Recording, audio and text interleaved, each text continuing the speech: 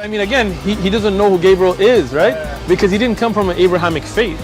The people of Mecca were pagan. Quran is mentioned, if this book was from other than God, they would have found in it many contradictions. If a book is without contradictions, that has no bearing on whether it comes from God or not. I've had phone books that are inerrant, but I certainly don't think God gave them. That we believe without understanding. The brother asked a very important question, that most of the scholars say that listening to music, watching movies, and most of the television programs, they're haram. So how can we have fun? Let me tell you, brother, at the outset, that having fun is permitted in Islam as long as the fun is halal fun. That the standard narrative has holes in it. The Prophet tells us because Satan or the devil sleeps over our nostrils. Those who oversleep and not pray Fajr on time, Satan urinates in their ears. I really do think Jesus was crucified and that he really was dead and buried. He thought that he was a son of God in the sense that he was specially chosen by God. I think Jesus really did think he was going to be the Messiah, the future king of Israel. I mean, that is, after all, why they crucified him.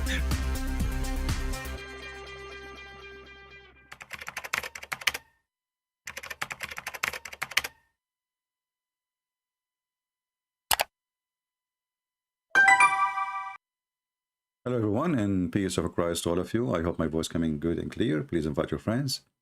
And today we will talk about something really amazing. The Muslims, as usual, they look for their prophet. They could not find him in the Quran to be a prophet. So they said to themselves, let us try to find him in the Bible. And then they dig in the Bible. And they found that Muhammad was dating King Solomon, and he was his girlfriend.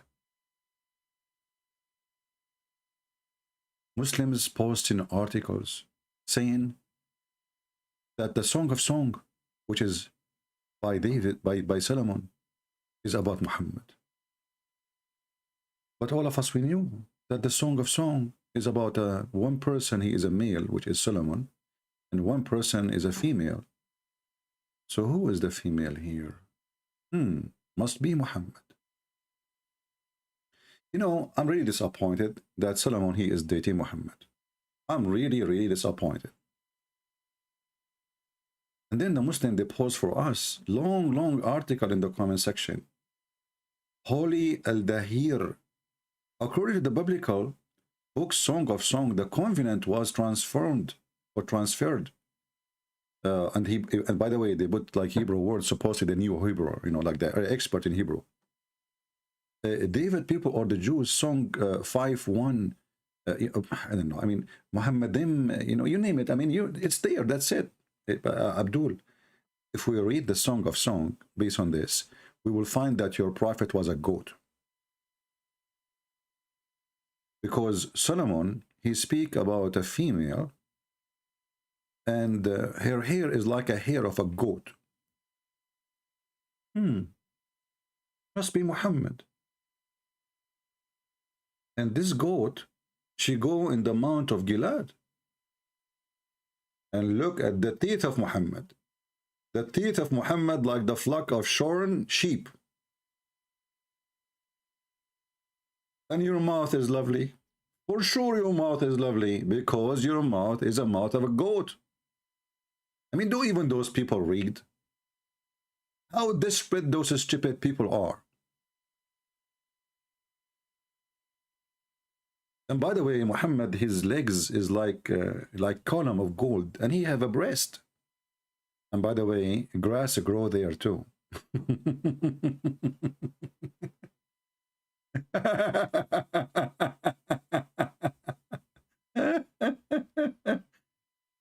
Stupidity is amazing. Secondly, Abdul, it's a song of Solomon. So, are you saying that to me that you Muslim worship Solomon and he is sending Muhammad? Because the one who's talking there is a person, his name is Solomon. He is not even a prophet. In fact, Solomon was really a very lousy person, bad person, to the point even God He said, I'm going to take your kingdom from you. If we read 1 King 11:11. I mean, the desperate Abdul, they have a desperate measure. When you are bankrupt, you look for every penny. As simple as that. I'm not going to spend much time on this, but from now on, you Christian, you know what to say to the Muhammad. My Skype is open. If there's any Muhammadan, I saw that, you know, the stupid idiot, his name is Learn Islam. He is saying, he is calling me, Abdul, I blocked you because you are a dummy. Each time I ask you a question, you say to me, I don't know. I do not know. So why I'm going to talk to you? However, I will give you one opportunity. Give me your name in the chat. I will call you now. But if you say to me one time, I do not know, I will block you. Is that fair, guys? Is that fair? If you say to me, I don't know. If you say to me, I don't have dictionary. If you say to me, I do not want to read the tafsir. If you say to me, I do not want to read the hadith. Any of those you say to me, it's mean you are just a stupid idiot and you are ashamed of your cult. A person who calls himself Learn Islam, then he is a person who will teach us about Islam. And where we can find Islam, we find it in the Quran, in the hadith, in the books of explanation made by the scholars. So don't call yourself Learn Islam and then you refuse to read Islam. Give me your name. Because you are a kid. Because you are a stupid kid. Now give me your name in Skype. Just to show everybody again how stupid you are and how dumb you are. If we have any Muhammadan, he is a sheikh, would like to join us, please feel free. As you see, all what we have, all of you Muhammadan are kids. I mean, it's not about age, by the way. This guy is a grown man, but he is just a stupid kid. All of them because they are ashamed of their God. Okay, you are here now. Give me your Skype. Give me your Skype. Post your Skype in the chat here. I will search you and call you so we can laugh. You will notice that every Muhammadan is just a growing kid. They don't have IQ of an adult, mature person. And as you see, they found Muhammad is in the Song of Song. When the Song of Song, first of all, is not God sending it. That means Solomon, he is the one who sent Muhammad. Secondly, it's talking about somebody is exist in the time of Solomon. Number three, it's about a guy, he is Solomon, and the female. Obviously, Muhammad is the female in this case. I mean, stupidity is beyond explanation for this religion.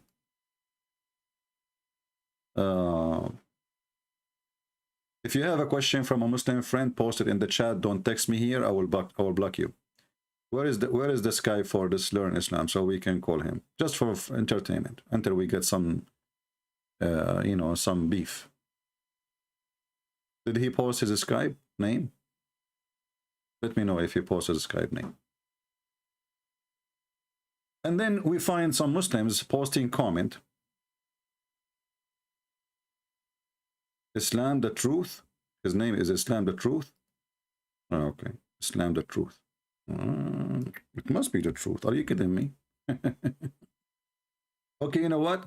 As long as your name is Islam the Truth in Skype, I'm going to use it to ask you the question. I could not find it in Skype. Islam the Truth. Let me block this guy. Many times I said, if you are a Christian, don't text me. And they keep texting me. If you have a question from a Muslim friend, post it in the chat. I could not find Islam the Truth, whatever your name. I could not find it. It's not exist. I can show you. There's an ID for your Skype.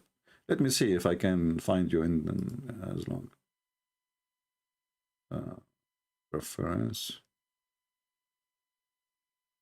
Contact. If you look at my blocked list, you will find that 90, maybe 95% of those who I blocked is a Christian people. Because I keep saying to them, don't text me, and they text me.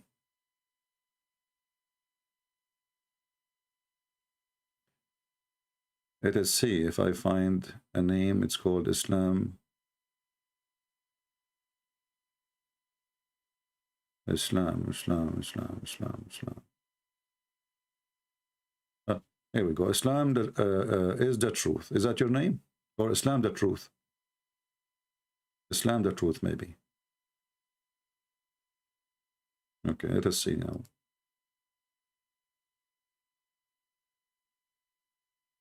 Text me, Mr. Islam the truth, if you are there. I found the name was blocked, Islam the truth, called Islam the truth, and I unblock it. Text me. Always when you speak to Muhammadan, because they are desperate, they could not find the prophet in their book. Shouldn't we find Muhammad even in their book, that to be a prophet? I mean, why even a Muslim? And the funny, they say to you that your Bible is corrupt. And then they go where? They go to the Song of Song.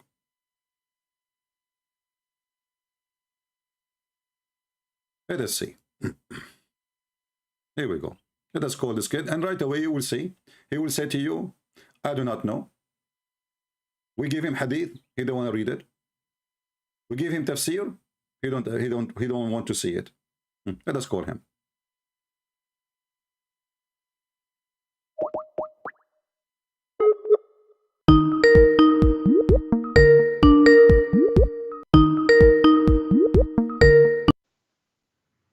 Hello? Hello. Hello, can you hear me? Yeah, I hear you. Go ahead. Do you have dictionary this time or you don't? I have a dictionary, but I wanted to tell you about something No, very, don't tell like, me about something. about We Jesus. stopped last time. Last time I hung up on you because you're stupid. You refused to open No, the dictionary. no, because So I I actually... asked you what the word shahida No, means. listen to what I'm saying. Listen to Did what you I'm find saying. out what the word Listen to what shahida I'm means? saying. Did you find out what the word shahida means? Shahida means testify or bear witness. Okay, Allah, he bear witness to who?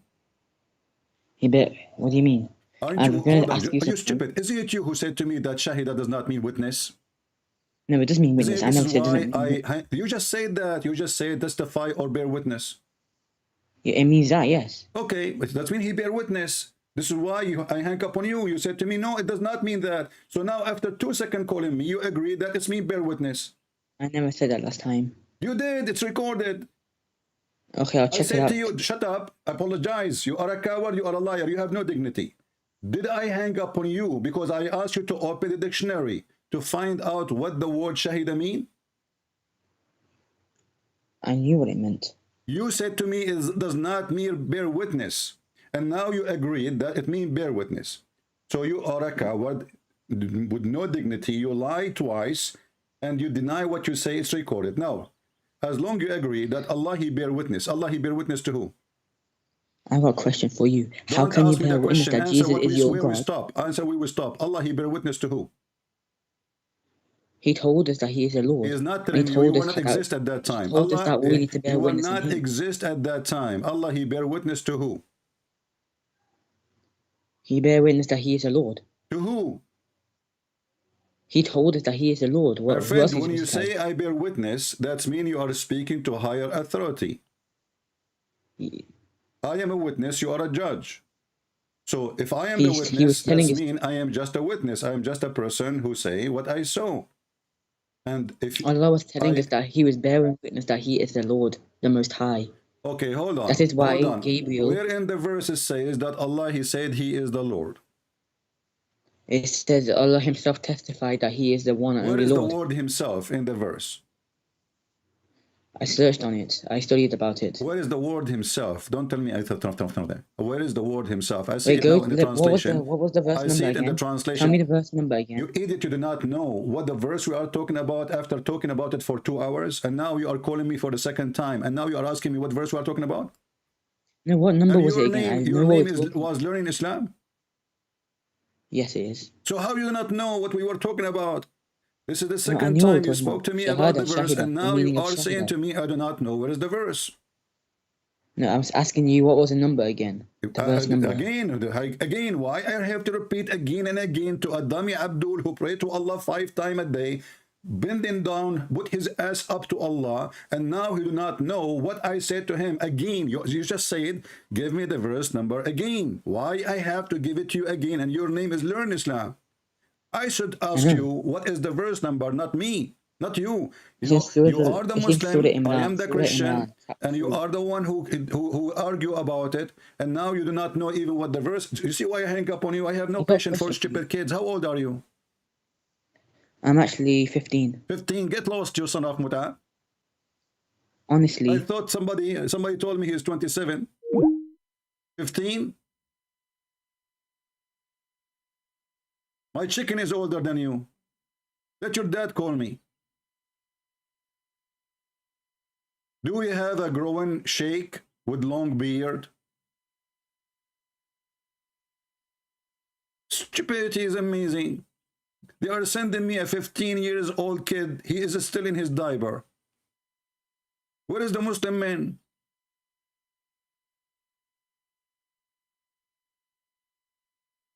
Have you ever heard of a God? He say Shahada. To who? And if you read the verse, by the way, there's no himself. It says Allah, he witnessed that there is no God except he. He who? If the one is talking is Allah.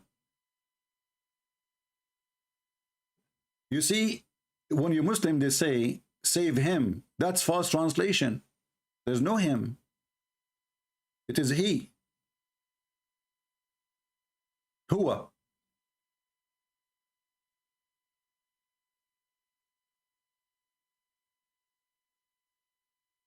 And even if you use the word him who? It can't be Allah then, because if Allah is speaking, he will not say save him, he will say save I.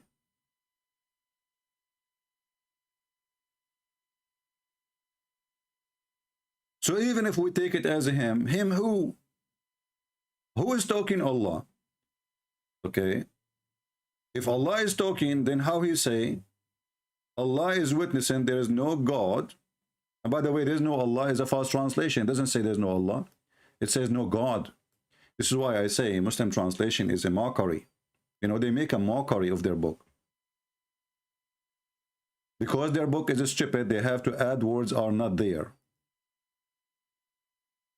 Allah bear witness that there is La ilaha illa huwa. They put it in Arabic. This is how the Muslim, by the way, they call me, they claim that they are speaking Arabic. This is how they read it, you know, to fool you, to make you believe that they are in Arabic. La ilaha illa huwa. But they don't know Arabic. So Allah, he bear witness that there is no one to worship. There is no God. I mean, look what they add. Look what they add, man. Look at this falafel. And the funny, they say to you, the Quran made so clear. To the point we have to add 25 lines in every verse. Do we have a real Abdul? Not aftermarket. So Allah, he witnessed there is no God, but he who? It cannot be Allah. Because if it's Allah, he will say, but I. What a stupid religion. What kind of Arabic this Arabic is? Let us see some comments for entertainment purpose.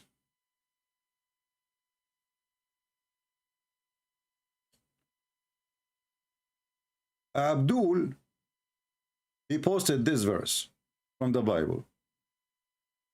He said, look what the Bible says. Stop drinking water, only water, and use little wine because of your stomach and your frequent illness. And the Muhammadan here, he claimed that the Bible is teaching us not to drink water. You stupid idiot. Stop drinking only water. You need to drink some wine because obviously this water is contaminated, or let us say not good. That's why it says little wine. You see the cowards? You see the coward? You see the liars? Little. Not go get it drunk. Little. So use as a medicine, not as a drink of. Do you see the little brain Muhammadan? However, Abdul, I don't know why you are upset from this verse when you have a God who promised you rivers of wine. Rivers, not little. Isn't it chapter 16, verse number 67 says, from the fruit and the grape obtain intoxication and goodly provision. Do you remember the cow or the potato? the tomato. What's his name? What's his name? I forgot his name. The madman. The one who claimed that Christian Prince, you run away from me. Christian Prince, run away. Like, Abdul, come on. I'm just doing you a favor. I don't want you to call me, and then I will wipe the floor with your face. This guy, he called me. What's his name? I forgot his name because he's not worth it. I asked him the question, is wine bad or good? Is wine bad or good? And I have to repeat the question as usual more than 60, 70 times because you are speaking to Abdul. He's scared to answer. He's worried. If he answers, what Christian Prince will say? They made an article about how to debate Christian Prince. How? Never say yes, never say no. Never say I agree, never say I disagree. This is the only way you can debate him because whatever you say, he is going to hang you from your tail. So Abdul, as long as you are against wine, what kind of God he claimed that alcohol is a miracle from Allah? How are you, Muhammad Diab? Why you don't call me? Muhammad Diab, why you are a hero in the chat, but you are a potato by calling me? Tell the truth. Like, did your wife Khadija forbid you from calling me for security reason? I challenge you, Muhammad Diab, to call me. This is your book. Allah claiming that alcohol is a miracle from God. It's a miracle. It's a sign from Allah. Let us see somebody trying to call. We will see you if it's a Muslim. We hope so. If you are a Christian, I warn you, I will block you.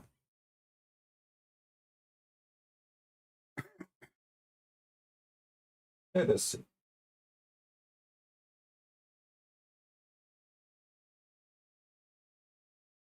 Hello? لعنة الله. السلام عليكم ولعنة الله. كيف حالك يا مشرك؟ He is speaking English. Guys, he is cursing me. He is cursing me and he is calling me a mushrik. Let us see who is the mushrik. Who kissed a black stone? He hang up like a coward. Yeah, he hang up. Assalamu alaikum wa la'natullah. Peace from Allah and curse. But how stupid you are. First of all, you are not allowed to say Salamu alaikum for non-Muslims. Secondly, your name is a Kawarz Ibnul Haris.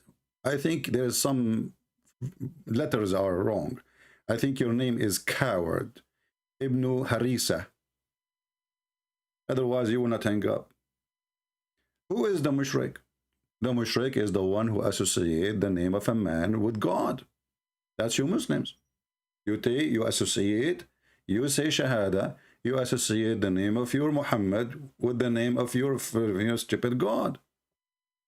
Who is the mushrik? Is the one who kissed black stone in the shape of a vagina. Black stone kisser. This is the funny thing about the Muhammadan. They claim that they are not pagan, but paganism is their religion. They pray to a stone, they bow in front of a stone, and they kiss a stone, and they go around the stone.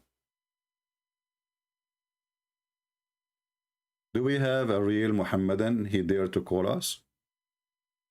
Fear. You are in the presence of Christian Prince. I will take your feather apart, Muhammad.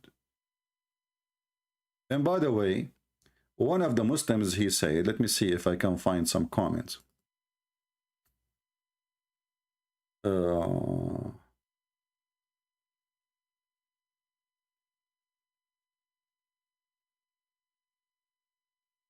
Let us see.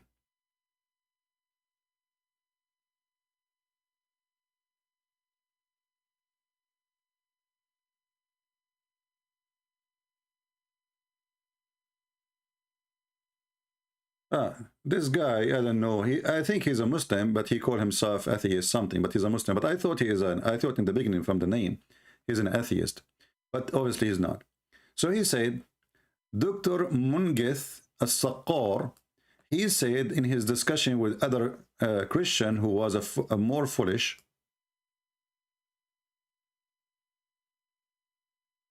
then this surged to him to the level up things at last. I don't know what does that mean. Anybody can translate? And then he said, yet I do not understand. why Christian can use an atheist, academic, and a Muslim cannot. You are a Muslim saying that? You don't understand why a Christian can use an atheist, academic, and a Muslim cannot? Anywho, nothing but Christian playing dumb. My friend, first of all, you are the Muslims who use not, I don't want to say the atheist academic, because you Muslim, you have no academy. Even your prophet was illiterate, as you claim. So the dean of your university is a person who do not know how to write his name. He's a person who believed that shaitan take care of from your anus, and he round himself around your penis, and he sleep on your nose, and he piss in your ears. Aflaton did not say that. So don't talk about academy. Secondly, as long you are saying to me, we want to use academic, the Christian they use it, the Muslim don't. Why you Muslims adopt the Big Bang Theory and say we agree with it? Christians don't. I will tell you why you said I agree with it. Because you have no dignity.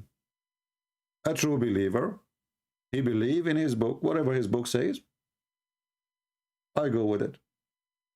I believe God, he created the earth and the heaven. Suddenly the Muslim, they say the Big Bang is from Allah. But if the Big Bang is from Allah, that means Allah is an explosion. And Allah is not God. Allah is just a C4 or TNT or dynamite. Do you see the stupidity of this cult? They are desperate. Sometimes they try to find Muhammad in atheism. So the Big Bang is there, we adopt the Big Bang. Sometimes they try to find Muhammad in the Bible. So the Song of Songs there, which is about male and female, suddenly Muhammad is the female and he have a vagina. And by the way, he is not shaved.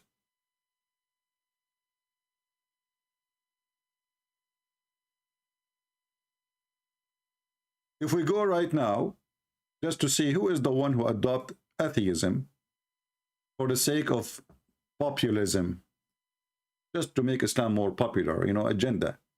They have no dignity. Let me go to Prophet YouTube, peace be upon him. Okay. And search for Big Bang Theory according to Muhammad. Then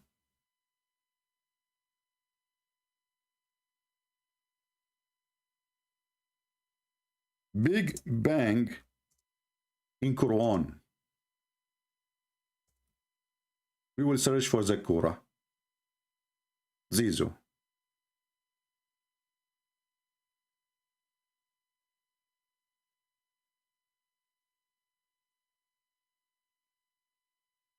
It must be there. I mean, come on. The Big Bang is in the Quran.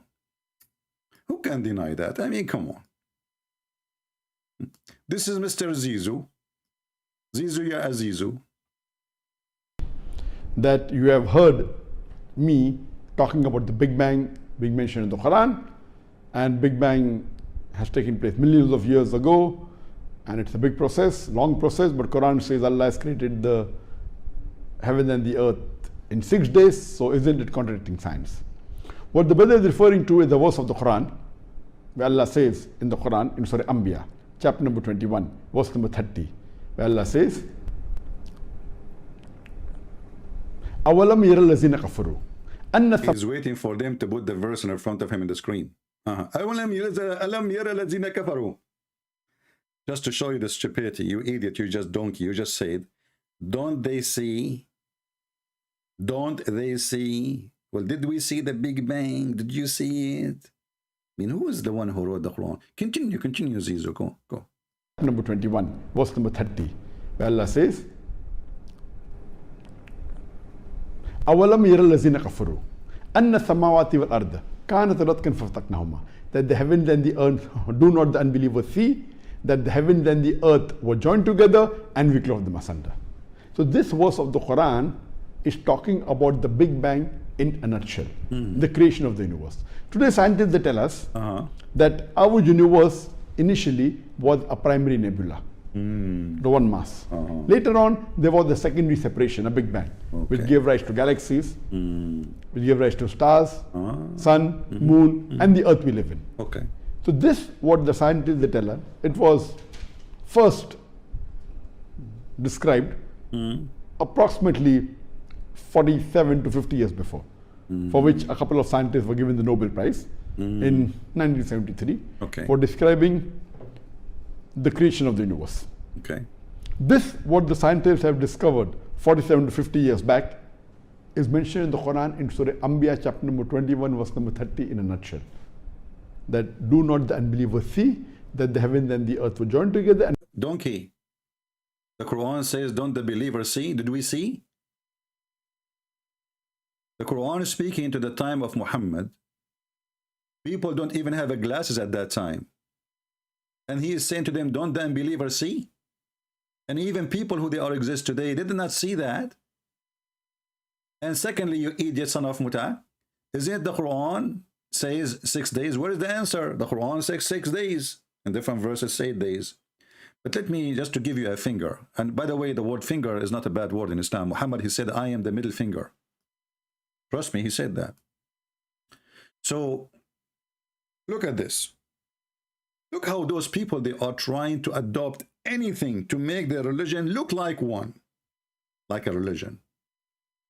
Isn't it this is your prophet saying, the messenger of Allah, he took hold of my hand and he said, the exalted, the glorious created the earth in Saturday and the mountains on Sunday and the trees on Monday and things entirely in labor on Tuesday and light in Wednesday. Do you remember? That he was laughing at the Christian in the debate.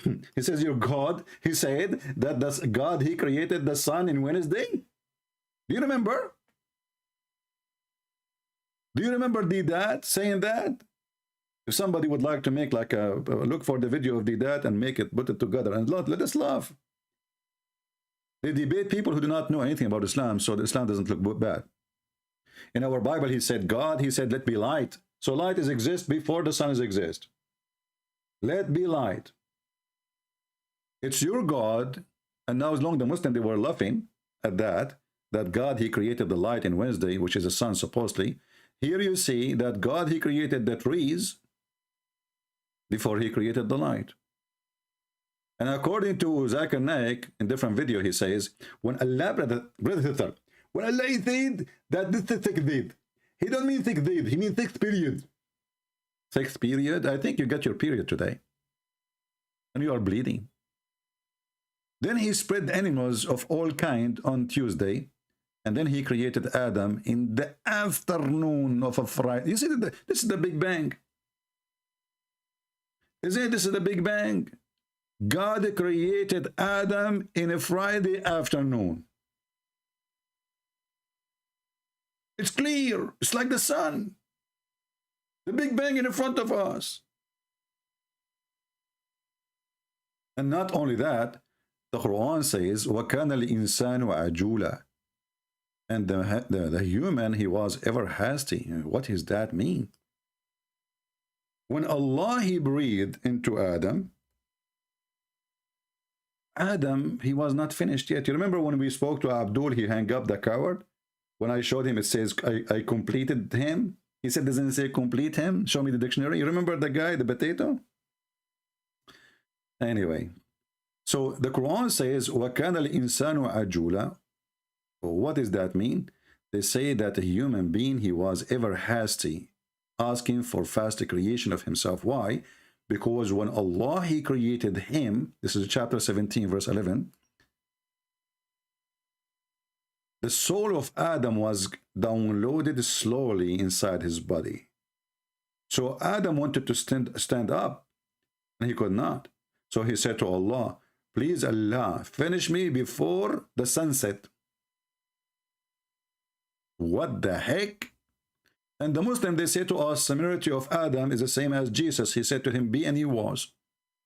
If we go right now and check 17:11, Ibn Kathir, here we go. Try not to laugh. Muhammad is a prophet, brother. He's a prophet. You know, we kiss a black stone and our sin is forgiven.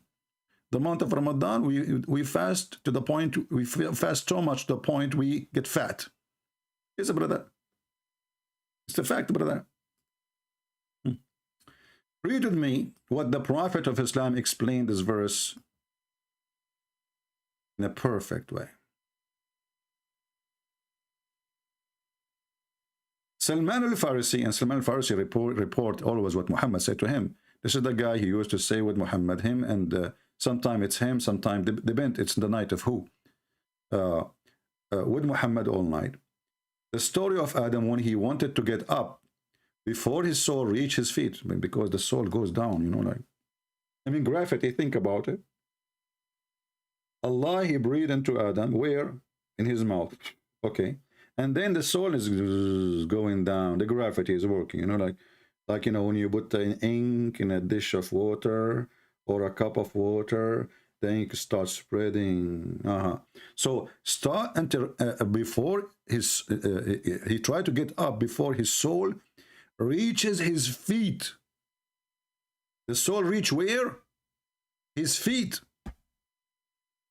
You know what? Now I know why somebody, when I was a kid, my mom, she used to tickle my feet. She was tickling my soul. What the heck? His soul reached his feet. So the soul of the dog is in his tail? Did the soul reach his anus? Uh-oh, there's a hole there. The soul might escape. Do you see how they understand even the word soul? They think it's a gas. I think it's a gas. Try not to fart, laughing. When the soul breathed into him, entered his body, from his head downward. When it reached his brain, like, what the heck? He sneezed, Hatsu! Ha, ha, Hatsu! Like, what the heck? This is what the soul does? And he said, Alhamdulillah, like, what the heck? The guy, he speak Arabic. Adam, you know, Allah, he sent him down in Sri Lanka and he speak Arabic. There's Arabic at that time. He said, Alhamdulillah. How this guy knew about Allah? It's not finished yet. And then Allah said, may your Lord have mercy on you, Adam. Allah is talking to the guy who is not finished yet. What a conversation. I mean, the guy is not finished. And Allah saying to him, may your Lord, who is his Lord? Oh, Adam, he gave him a name. When it reached his eyes, he opened it like blink, blink, blink, blink, you know. And when it reached his body and limp, he started staring at them in wonder, like, what the heck is that? You know what? When you say he starts staring at them in wonder and you say limp, I wonder what happened to Adam first time he saw his penis. He was trying to find an answer. What the heck is this? Is it a key for my door? Is it a block to recharge? So the guy now is created and now he is staring at his limbs in wonder. Like, what this one for? And what about this one?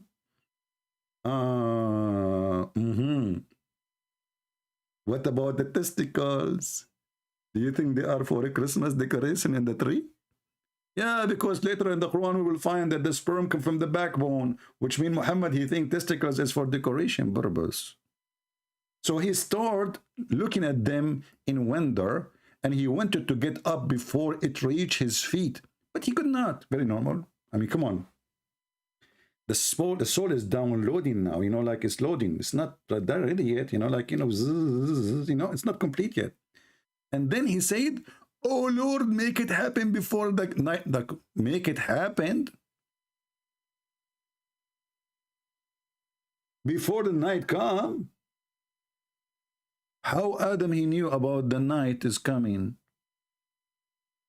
And where Allah, he lived at that time, to the point there's a night is coming.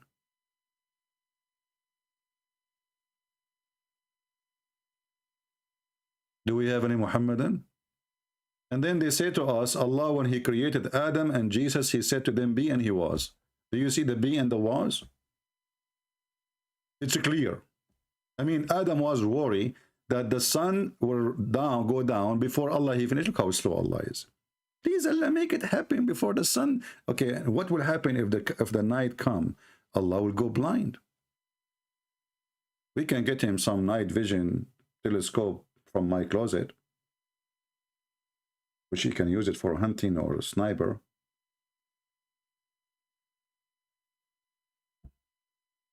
Any Abdul? This is religion.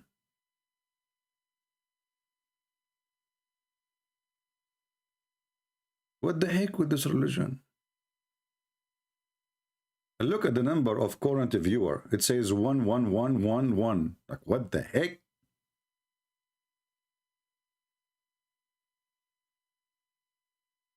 The Muslim, they make it a scientific miracle now. Who is a Muhammadan is, by the way, I'm so happy for Muslims for the month of Ramadan, because now they will get so fat and it's very easy to chase the one who ran away from me. You know, the Muhammadan, they say that we fast in Ramadan, but do you know that in Ramadan they eat non-stop? And the price of food goes so crazy in the Middle East. If everybody is fasting, well, the price of food should go down. It's like if nobody driving, price of gas will go down. But because the month of Ramadan is not the month of fasting, it is the month of eating. I used to have a Muslim, I know him. I don't want to call it friend because Muslims don't accept Christians to be friends. He said to me, "Oh boy, Ramadan is coming." I said, "What's the problem?" He said, "My wife, she got so fat in Ramadan."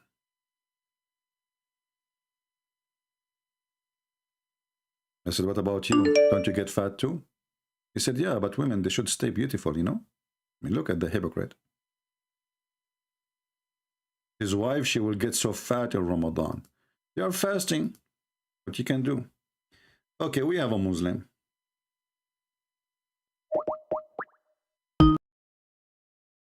Let us see if this Muslim, he have anything to say. Hello? But nobody heard you, Ultimate Fart. You are in the mute. Yeah. This is Ultimate Fart. And he said the F word, son of Muta. We need a real Muslim who is, his mouth is not filthy like Muhammad. I mean, try not to be like your prophet. The Lord, he says, from their fruits you shall know them. Do we have any brave Muslim? He dare to call me. Where is all those Muslims who claim to have, you know, I don't know.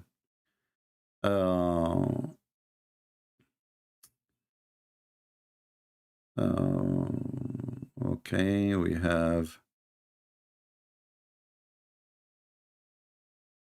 I think this guy, he left us now, right? I don't know. Yeah.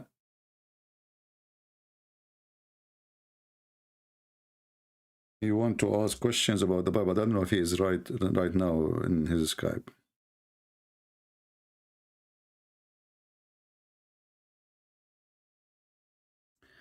Do we have any Muhammadan? We have a person, his name Muhammad Afzal.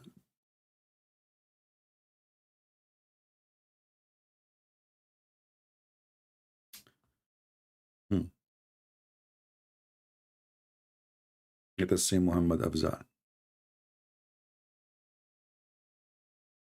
Muhammad Afzal is not, maybe he's offline now. It says he's offline, okay. Do we have any brave Muslim? He want to explain to us why the Quran is a stupid book.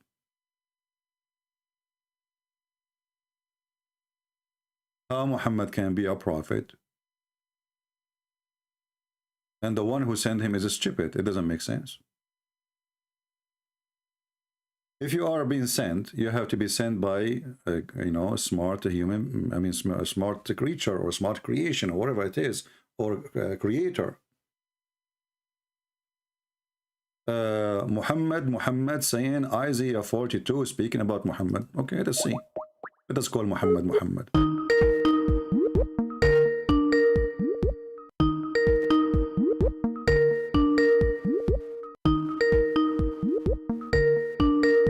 Answer, Muhammad, answer.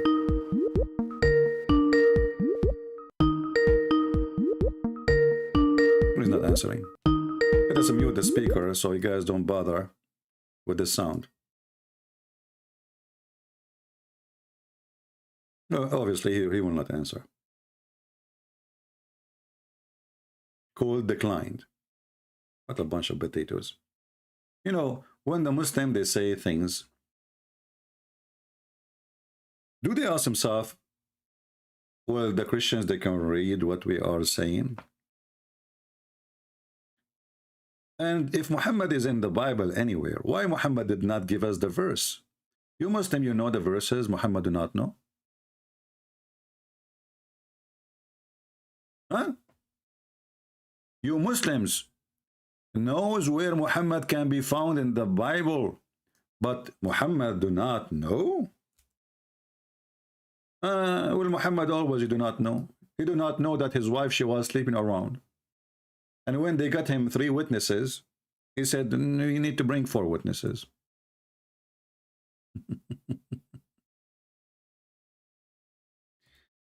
3 or 4. Any Muhammadan, he have the courage and the knowledge. Anyone?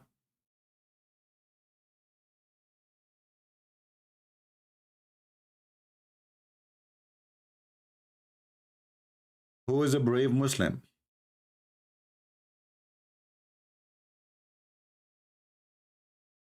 I hope I'm not insulting by saying a brave Muslim, because brave Muslims only debate people who do not know Islam. For the second we start reading about Islam, we die laughing.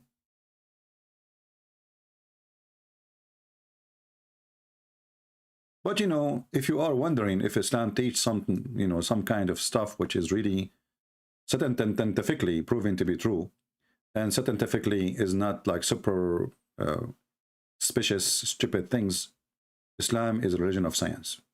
Proven, true, and we have millions of scientific, you know, scientists, they agree with that.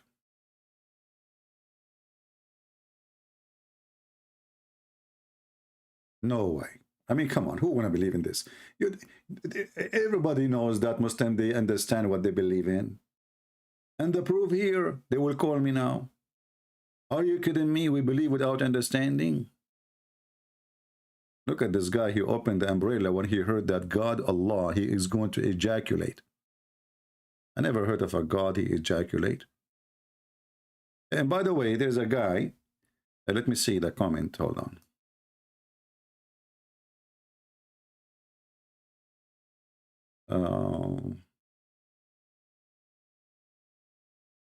We have this guy. I think this guy is a Jehovah's Witnesses or something like that. You know, when somebody says, like the previous caller, if you remember last time, he said that Allah, he believed that Jesus was on the cross and Allah, he took his soul, but did not mean he died. I mean, how he took his soul and didn't die. And then this guy, he said, this guy, he have a point.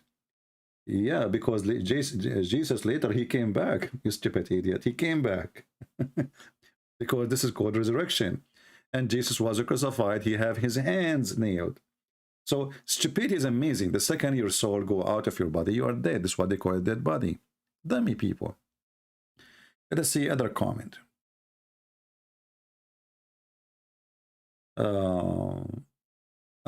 This guy, he is saying to us the following. He's giving us verses from the Quran. A scattered mind. Obviously, your mind is scattered because of the Quran. I mean, one verse is about the vagina, the second verse about the Holy God. Then he is the one who has sent his messenger with the true guidance and religion of truth, making it prevail over all others, which he did not really. Is it Islam prevailed? And the top of that, how Allah is the one is talking, and he say, he is the one who sent his messenger. Who? The Muslim, again, they will say Allah, he always like to talk about himself. He call himself he. What is the proof of that? What is the proof that this is he, not somebody writing Quran, speaking about God? What is the proof that the one who is writing this is Muhammad himself? It doesn't make sense that Allah saying this is he. Secondly, When the Muslim they say that he sent thee with the true guidance, so why the Muslim cannot understand the Quran? As long what Muhammad he came with the Quran supposedly, right?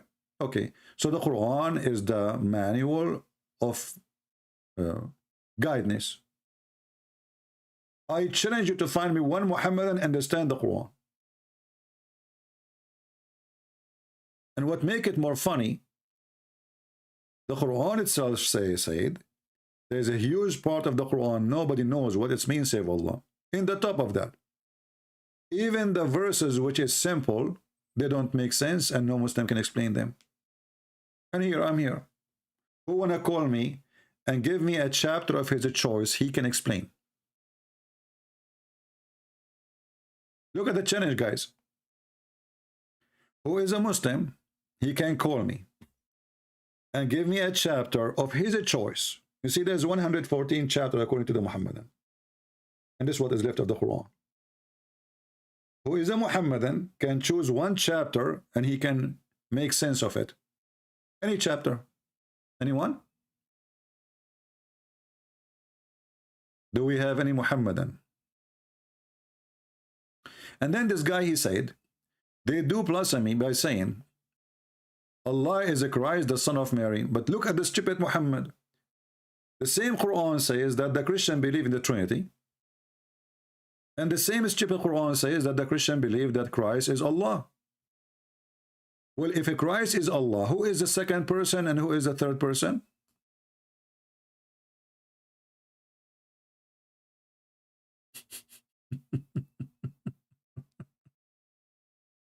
Are you with me, people? If the Quran saying that the Christian, they believe that the Christ is Allah.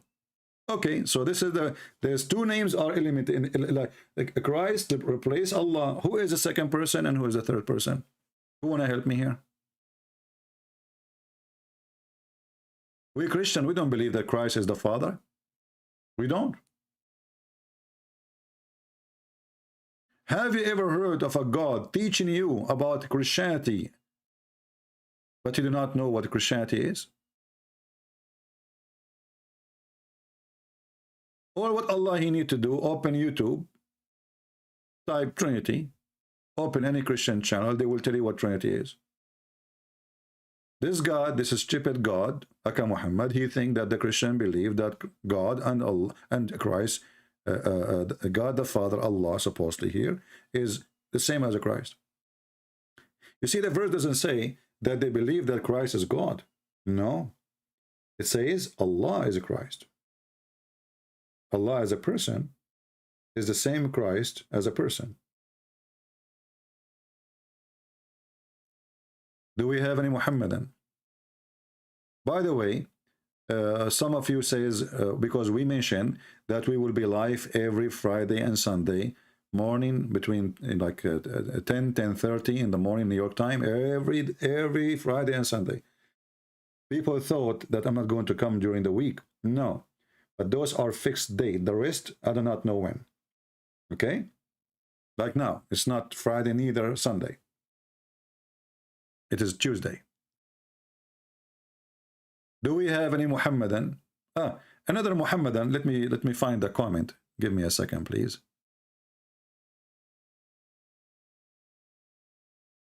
You know, the Muslims, supposedly they are trying to be smarter, you know. A Muslim trying to be smarter. Can you blame him? I mean, he follow a prophet, he believes shaitan take hair from their anus. They must be smart. I mean, otherwise they will not believe in such a thing. Only smart people believe in that. And it makes sense, shaitan take hair from your anus. So why you need to shave it, Muhammadan? I find that's really just weird. As long as shaitan is doing that business. I mean, it's very painful, by the way, to be a Muslim because shaitan is playing with your anus non-stop. When you go in the bathroom, when you go in the bed, shaitan is around your penis doing boom boom with your wife. If you say, okay, look at this comment here, just to show you how the Muslim, they try to downgrade Jesus and supposedly make mockery of him. This guy, his name is Ahmad Sarsuri, which means cockroach. He said, is Jesus, who is weight 90 kilogram and he's 2 meters tall, who created man and the universe? It's very hard to believe. Okay, I will go with you now, brother. How many kilograms your God is? Isn't it your God who is carried by 8 mountain goats? Is it?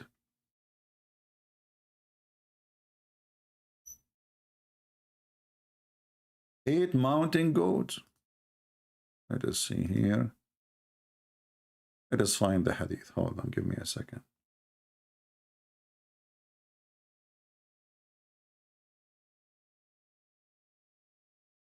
What is the maximum weight 8 mountain goats can carry? You see, look like the Muslim, they consider God if he is fat. If he is skinny, he cannot be God. It's your weight, my friend. You have to be heavyweight. Is that your prophet saying that your God Allah, he sat in the top of 8 mountain goats? This is naive. This is naive. Your prophet says that.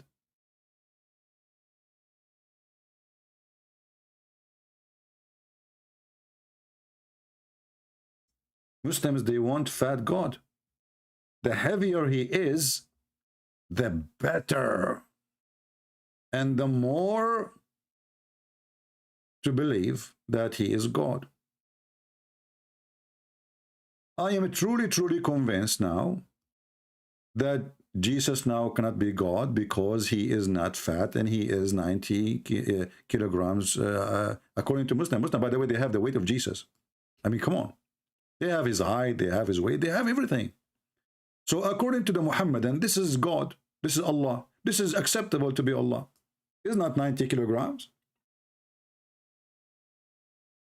I mean, come on, that makes sense. If you are more heavy, you can create more.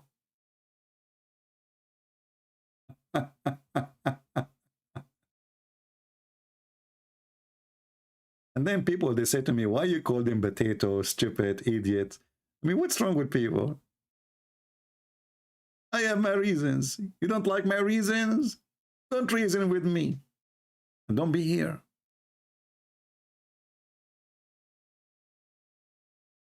The Muslims, they appreciate a God who is carried by 8 goats, mountain goats. Okay, hold on. How mountain goats look like? I don't know. Let us look for mountain goats.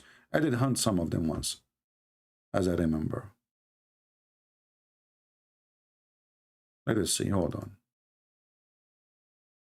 Mountains goat.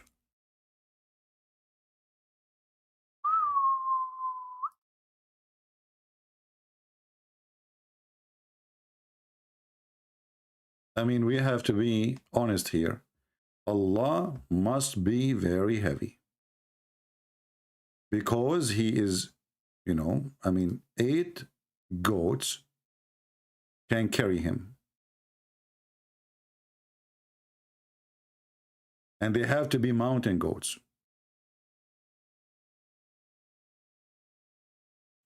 Muslims, who can give me an idea about the weight of Allah? As long as he is carried by 8 mountain goats. How many kilograms this goat can carry? They are 8. So we can calculate how much weight a goat can carry. X8, we will get the correct number of how much heavy Allah is.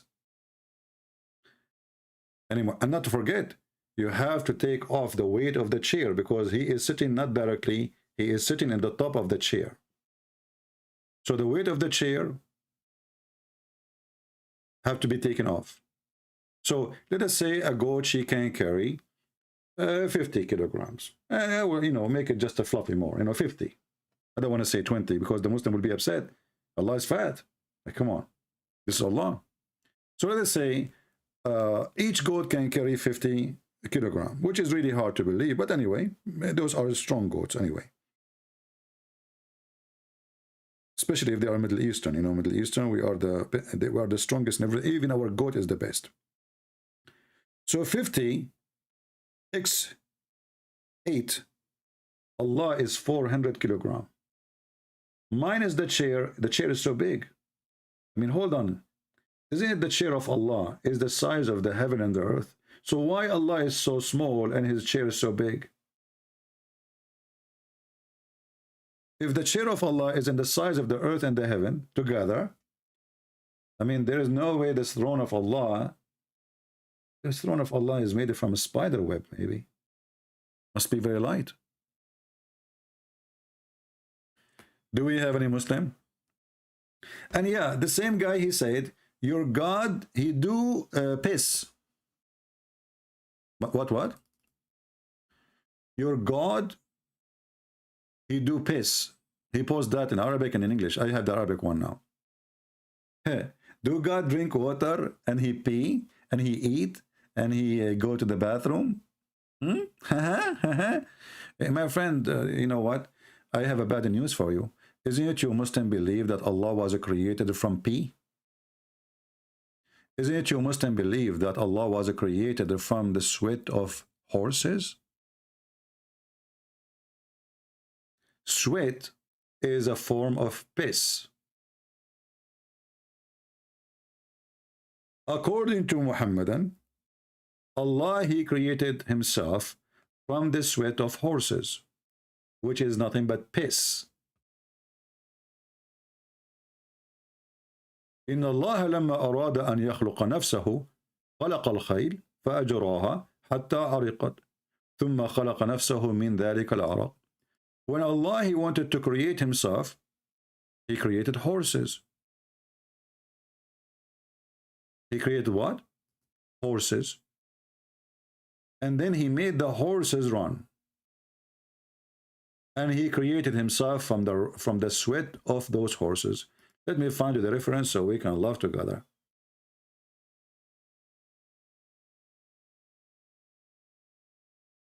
And for sure they say to you, this hadith is totally unaccepted. Who care? First of all, why you Muslim you say such a thing if it's not true? Why?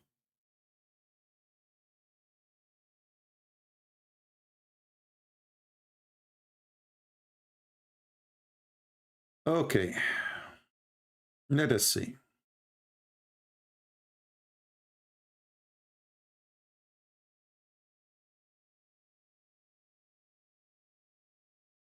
I'm just trying to find you some reference we can quote. Okay,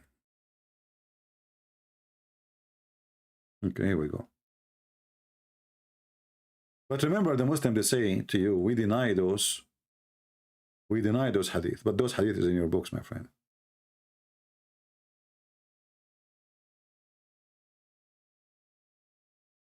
Those are from your books.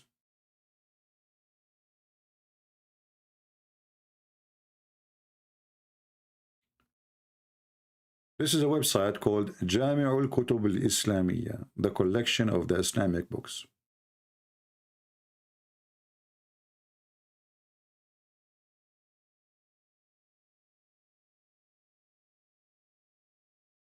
Let us see, where is the hadith? A Muhammadan trying to call me.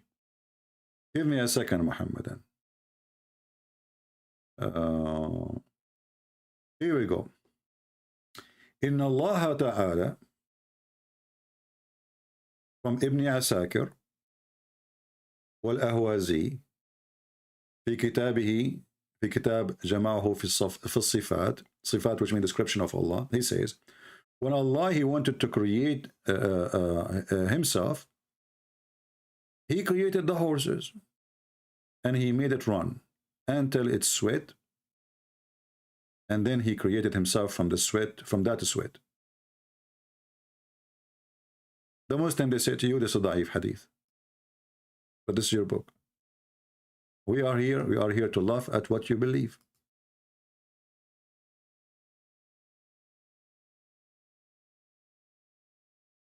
Where is the hadith here?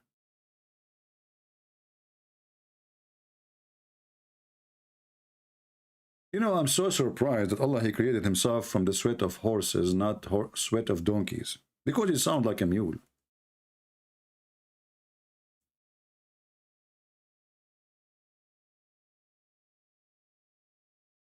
I mean, for some reason, I cannot see the translation in English. Hold on. Where is the hadith? Yeah, something wrong with this page. When you click English translation, it goes wrong. Let's see, from Yunus 1. Okay, let's go here.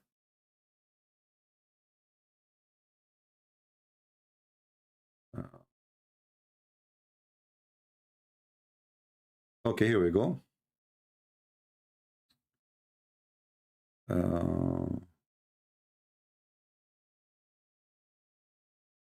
Where is the, what happened in translation? I don't know what happened in English. I mean, it's gone. I don't see horses. I don't see. See here the translation. It's coming very weird and very wrong and very, you know. Let me see if I can find different website. Let's go back to the goat Allah. Let's see. Let us take a Muslim first. Here, a Muslim trying to call me. All right, let's see.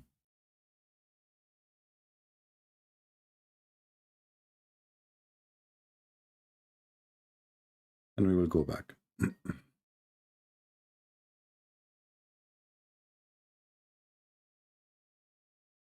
This guy, he said, you want to debate? Let's see. He's not answering.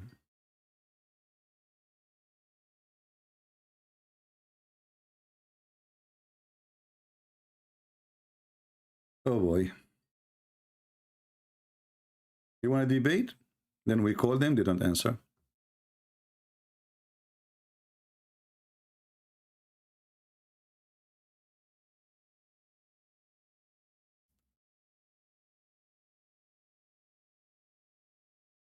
Lord have mercy.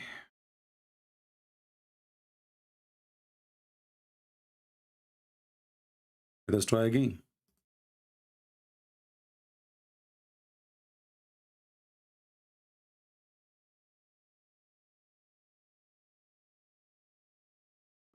He's not answering.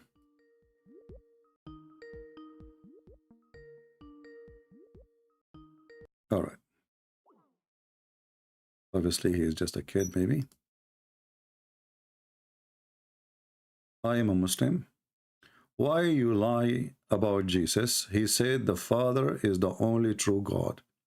Why do you say Jesus is the only true God? A Muslim saying that to me. Let's call him. Okay, I will call you one more time. Kilim Mibli, whatever your name. If you don't answer this time, I will block you.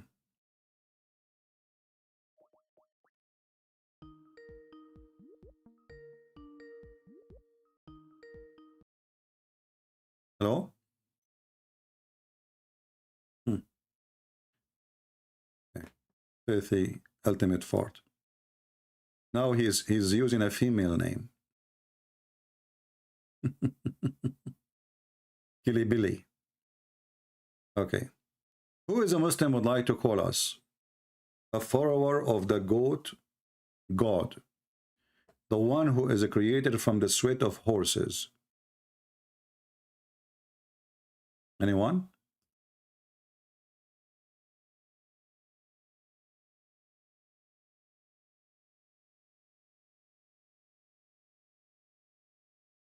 Anyone? Any half one?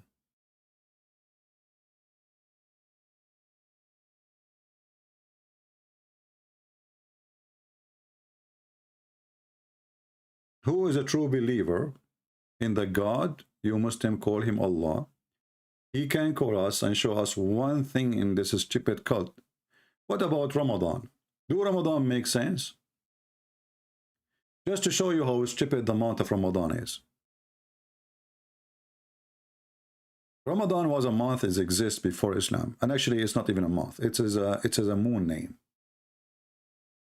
If you go in the Quran, you will see that Allah, He says that the year for Allah is a 12 moon, not 12 month. The Muslim, when they translate, they use the word shahr. They say the word shahr mean month. But this is false. Shahr is a word mean moon. You can go right now, check even in the Hebrew dictionary. Shahr is a word mean moon. This is why you see in chapter 2, verse number 185, it says that the moon of Ramadan, not the month of Ramadan. And this is why it says, whoever sight that moon, you don't sight a month. So whoever of you sight what? Sight Ramadan. But you cannot sight a month. Between two brackets, the crescent of the first night. Do you see it? So Ramadan is not a month. Ramadan is a moon. And that moon have to come in an order. And that specific moon is the one called Ramadan.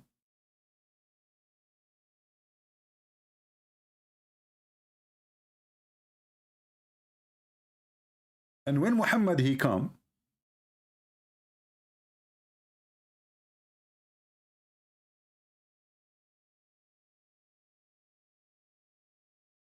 he changed the calendar. The Arab, they used to do, let us say, they add days to the year.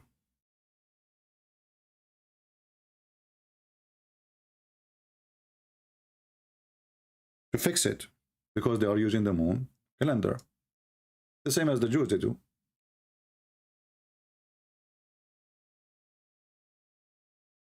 When Muhammad he came, because he's stupid,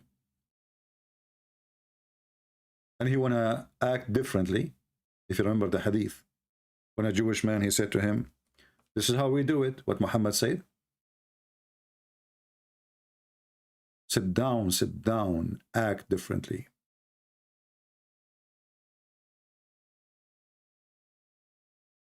Muhammad he claimed that this change is from shaitan. Which means if you add days,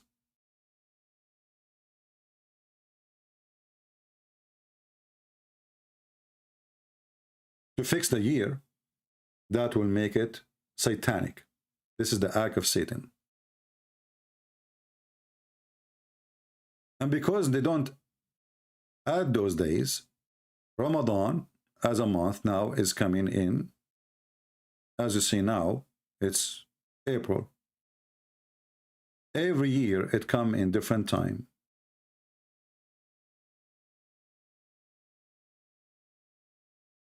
Every year.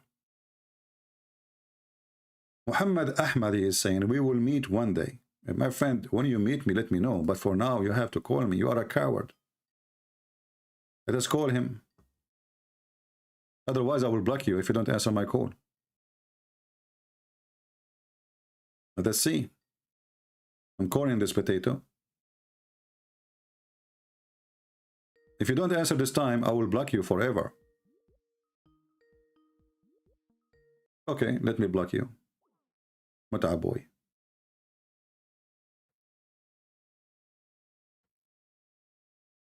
Let me block you.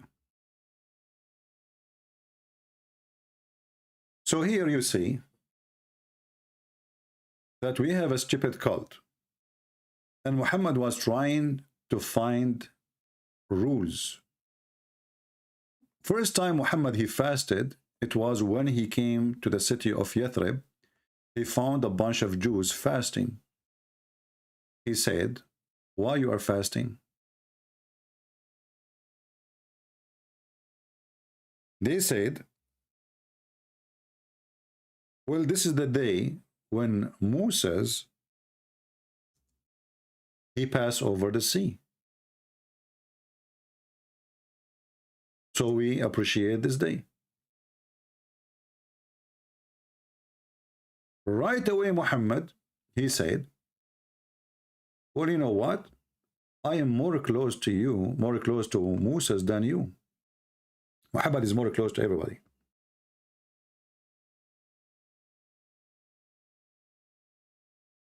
And he started fasting the day of Ashura. And let us show some reference.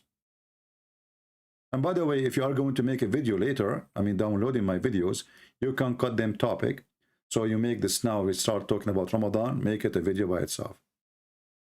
The Prophet came to Medina, which is the city of, the Muslims, they changed the name. This is Yathrib. Muhammad, as usual, he go as a refugee to your home, you open your house for him, he will later kill you, take your wife, and take the whole city, and he changed the name of the city. So he come to the city of Yathrib, and he found the Jews, as you see, fasting in the day of Ashura. He asked about that, why you are fasting. They replied saying, this is a good day, the day in which Allah rescued Bani Israel. Remember, this is the Muslim writing this, not the Jews saying really this. The Jews don't believe in Allah. From their enemy. So Moses fasted in this day.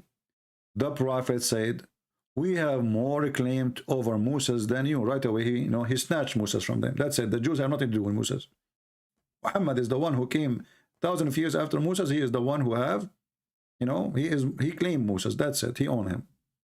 So the Prophet fasted on that day, and he ordered the Muslims to fast on that day too.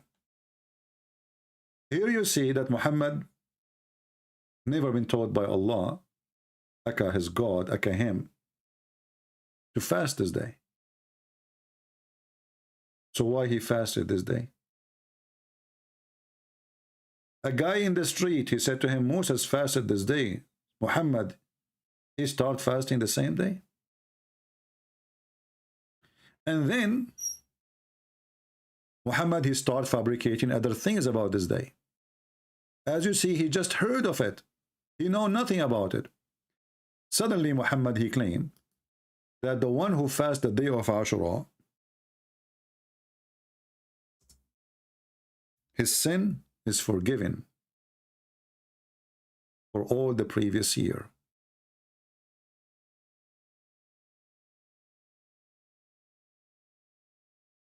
Let us show you the reference.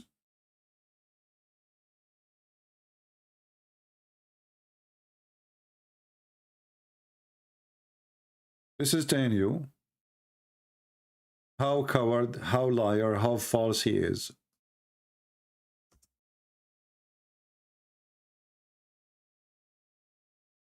He just learned it.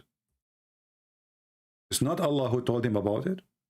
So how he knew, and how suddenly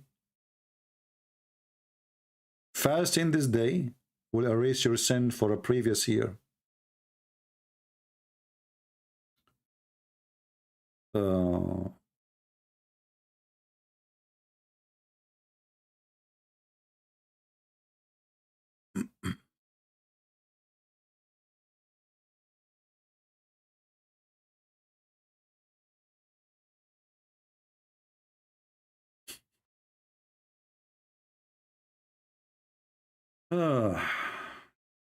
Read with me and try not to laugh. A guy, he just learned about this day. He never heard of it before.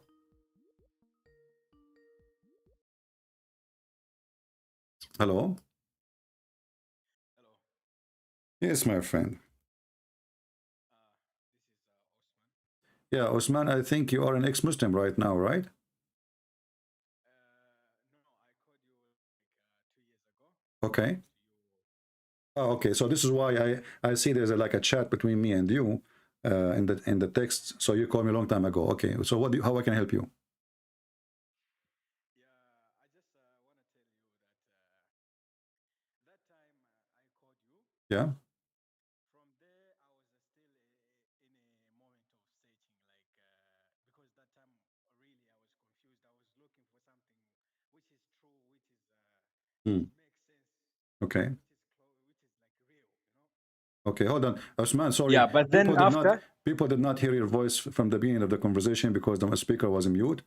So can you repeat again what you just said to me, please? Okay, I called you like 2 years ago. Yeah. We talked about Christianity and Islam, and Yeah, but then that time I was really confused. So I was searching, I was looking like which way is better because Okay. one day, of course, we know we're gonna die and there's life after. But then after searching, after start learning, wallahi, it just increased my faith in Islam. And now I'm sure that Islam is the truth. Okay, that's good. So tell me why you are sure. Because when I read the Quran, I see like what the Quran says and maybe what is happening, for example, right in the world right now. Give me an example. Like it is the Quran. The Quran You need makes to help me. sense. Osman, Yeah. I want you, please. You know, first I will come to. I'm glad you called me. When you say I found that Quran is the truth, and because of what's happening, etc. Give me an example. Go ahead. Okay. For example,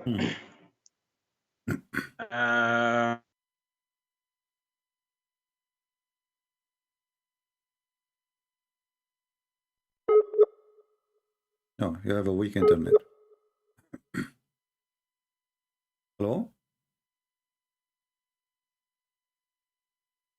for example, Siyam. Yeah. Like now right we now hear we you. are in fasting, right? Yeah. You can hear me, Yeah, right? I hear you now. Go ahead. Now you are fasting, okay? Yeah. For example, Saum, fasting is just good for the health, for health, and Okay. even scientists and The doctors they have confirmed Christians, that. they have fasting at least 90 days a year. And as you see, your prophet, he saw the Jews first time fasting, so he copied that from them. Actually, you call me in the perfect time. Do you see that? Do you see the hadith you see in front of you on the screen? You're a prophet. He learned about fasting from the Jews, not from Allah. Yeah, and that's exactly the problem, because every time Christians see something in Islam, they say it is copied. It is not being copied. I'm not saying, The thing my is, friend Osman, all those prophets. I'm not saying, my friend, it's in front of you. I'm not saying. You're a prophet, he asked the Jews. You're a prophet, he saw the Jews fasting. He said to them, what is this? Why you are fasting? They said, this is the day where Moses and the people of Israel were able to escape the Pharaoh. Moses, he fasted, so we fasted. Okay. Muhammad, he started fasting that day. Shouldn't Muhammad receive the order from Allah for his fasting? No. Why? But why no? No. I mean, if the prophet said that, it is from Allah that inspired. What do you mean the prophet says that? No, it's a Jew in the street. He was walking in the street. Do you see the screen? Open the screen. I have the hate in the screen. Okay, so he saw a Jewish guy in the street. He was fasting. He said to him, what is this?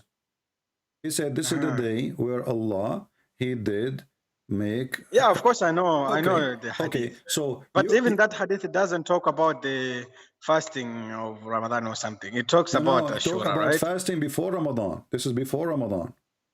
Yeah, Ashura, of course. Yeah. Okay, so this is before Ramadan. Why your prophet is copying a day of fasting from a Jew in the street, and the Quran says the most enemy to Allah is the Jews? No, because the prophet confirmed that the story is true. Where he confirmed? Okay, show me where it's confirmed. Where it's confirmed that Ashura, my friend, you're talking about the Jews. They celebrate the day of. They were saved from. I thought the Jews are. But I thought, according to Islam, the Jews are a bunch of liars. No, but not the Bible. Okay. Not the Bible. Okay, but as you see here, he did not open the Bible to see. Secondly, we cannot find Ashura in the Bible. This is number one. Number two, he did not say to them, okay, show me your book where it says that. He heard a guy, he asked the guy, he said to him the answer. Muhammad, he adopted right away. And not only that, he just learned this from the Jewish guy, and then he claimed that if you fast the day of Ashura, it's going to erase your sin for the previous year. Is that true? Yeah, it's true, of course. So where Allah, he told him that? He just learned about this from the Jew. The Jew 5 minutes ago told him that this is a day we fast. He never heard of it. 5 minutes after, Muhammad, he claimed that if you fast this day, it's going to erase the sin of 1 year before. What do you mean this is true? Where we can find that? What is your reference? Okay. Then, okay. So what can make you know that this is from God? Like, what time does it need to take? Because now you are focusing like on the time. Like, No, it it's is not about just the 5 time. minutes. My friend. You are a person just call me right now, and you just say you taught me about Ashura. I never heard of it before, and then you said to me, Christian Prince, Ashura is the day where Moses he crossed the sea, and Moses he fasted. Then I say to you, okay, I will fast it then because I am more close to Moses more than the Jews. And then 5 minutes after, during my program now, I say, guys, if you fast Ashura, it erases sin of 1 year before, previous year. Where he get this from? He just learned about it from the Jews. Where he got that fasting a day of Ashura is going to erase a sin of a year before it and a year after, which means 2 years. Okay. Let me ask you. Okay. Let me respond. Let me ask you, do you really believe in such a thing that if you fast the day of Ashura, it's going to erase the year before and the year after? Yeah, did the prophet say that? You do not know who said that. So if I say yes, you will say yes. If I say no, if the prophet said that, no, the one who yes, said that because is the one who said the one who said that is Madeleine Albright, a Jewish woman. So do you believe in it or not? Yeah, if someone who is truthful confirms it, of course I will believe it. Okay. Even if someone who is crazy says something, someone Muslims, who I know is truthful, okay, so confirms that.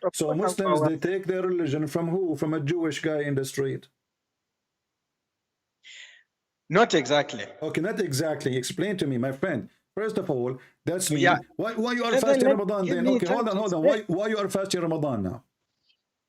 Yeah, we are fasting Ramadan because Allah says, you know the ayah, right? Okay, but listen, as long fasting the day of Ashura, if you fast the month of Ramadan, does it erase the a year before sin and a year after sin? The month of Ramadan, it erases the sin after, and yeah, of course. Where do you get this from? Yeah, where do you get this from? Show me.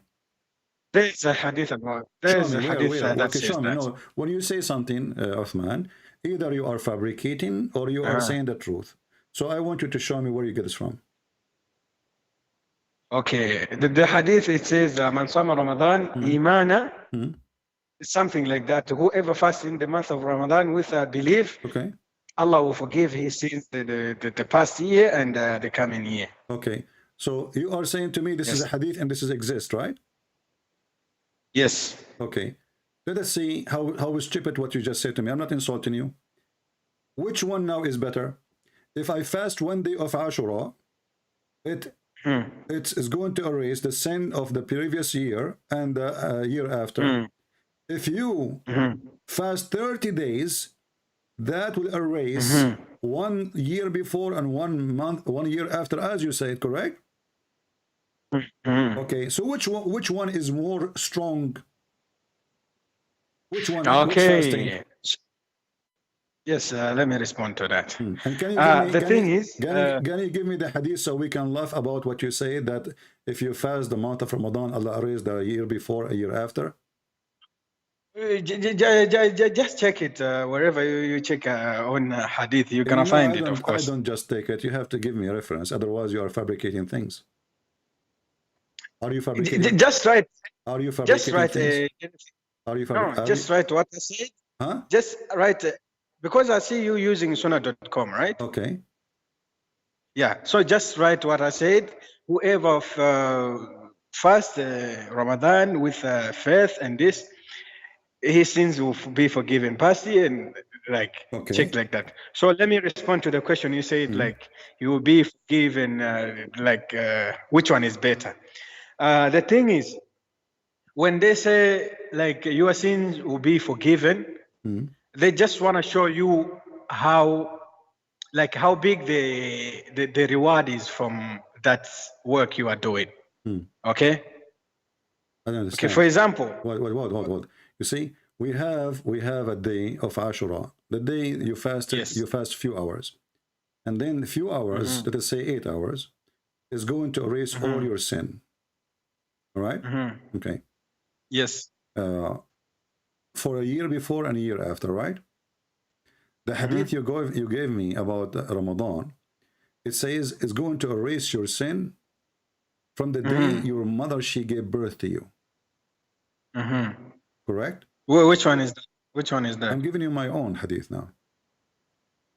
Since you are born, don't you think that this is make Islam satanic? Because now you go have sex, sleep around, kill, rape, and then you fast a day in Ashura or the month of Ramadan. And then all your sin since you are born is erased. Islam is satanic then. No, I don't think so.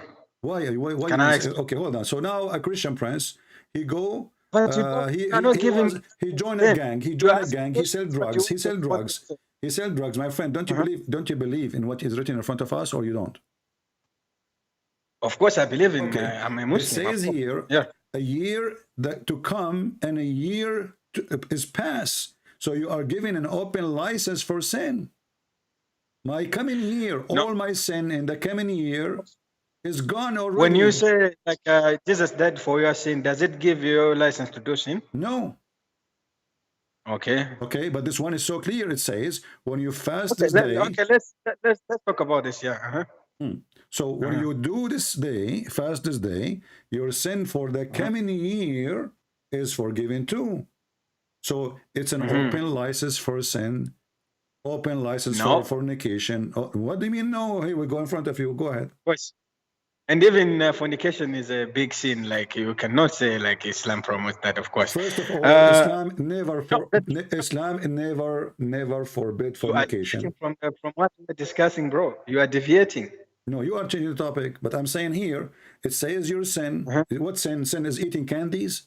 What is sin? When I say sin, sin is eating candies, or sin is jumping on the tree, or sin is sin. Sin is sex. Sin is unlawful sex. Sin is a drinking, suppose according to Islam, right? Any against Allah teaching. Yeah. Okay, so it says your sin for the coming year will be forgiven. Go ahead. Yeah, but when Islam, when we talk about sin in Islam, like the sins, like they are like different levels. There are some sins, like small sins, we just do. Okay, let me show you that you are trying to cover up. You see, your God Allah, He says He forgive all kind of sin except shirk. So this is included, except shirk. Yeah, even shirk is forgiven if you repent before you die. No, that's false. That's false. The Quran is so clear. Are you making your religion now? This is Surah Zumar. Inna Allah yaghfiru dhunuba jamia. Allah forgives all the sins. Okay. What do you by saying? Okay, guys, you just said Allah He forgive all sin, correct? Yes. Okay, but did Allah say did Allah say that Allah forgive not those who commit shirk?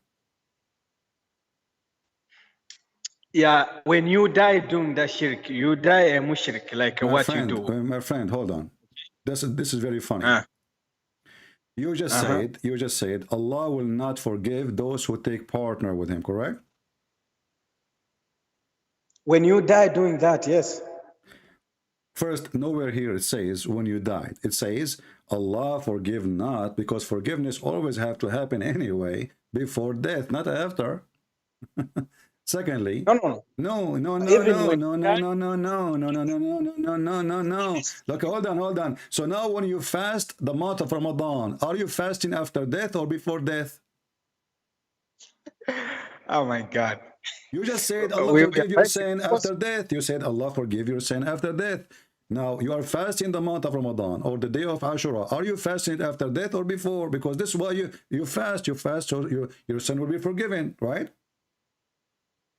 But the way you are taking the conversation, you are just trying to confuse me, right? You are the one who's confused already. I'm asking you. When Allah in the Quran says, Allah He forgive not who take partner, He did not say after death. You are adding things. Do you see the word after death? Okay. Let me tell you why I'm saying after death. Why I'm saying that. Okay, I'm saying that Allah says, "Oh, you my slaves who have wronged themselves, don't despair in the mercy of Allah. Don't what? Indeed, don't despair, don't lose hope Okay. in the mercy of Allah. Indeed, Allah forgives sins." Okay, and he's saying, What go does this have back to to do with my Allah, like topic, when my you go. friend? If Allah, He made an exception, Allah, He forgive all sin, except it's in front of you. And Allah, He forgive anything lower than this. So He's speaking to who? Speaking to my friend. My friend, Allah speaking to who? Allah speaking to those who believe in Him, correct? This verse is for believers, not for, not for non-believer. Non-believer don't believe in it anyway. Yeah, but the Quran speaks to everybody. Even if you are not a believer. No. You see, here he's speaking to, here he is speak to the believer. Let me show you why. Because who is going to take partner with Allah unless he believe in Allah?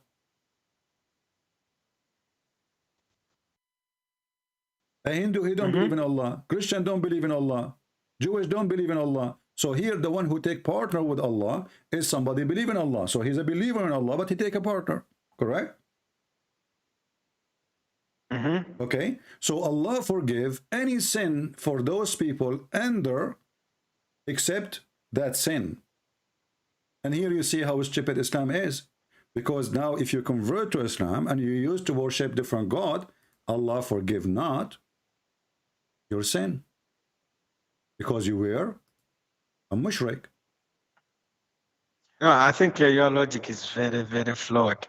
It's very okay, stupid. my friend. Okay. It's very stupid. Okay, answer me. Here we go. You can laugh as much as you want. Does it say that those people worship Allah already? They worship Allah already. Yeah, but when Allah says doing shirk, it's worshipping something besides Allah. Yeah. Yeah. He said he don't forgiven.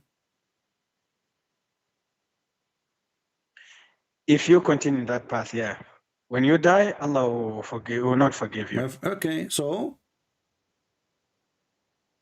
let me ask you. If now I decide to leave Islam. You were Osman. As I remember, actually, when you called me last time, I believe that you decided to leave Islam. Now you are saying you did not? No. Because that time I was still in a moment of learning. Okay, but you did leave Islam, correct? At that time, yeah, I can. Okay, thank you. So look at this. Do Allah, now you come back to Islam, do Allah forgive you?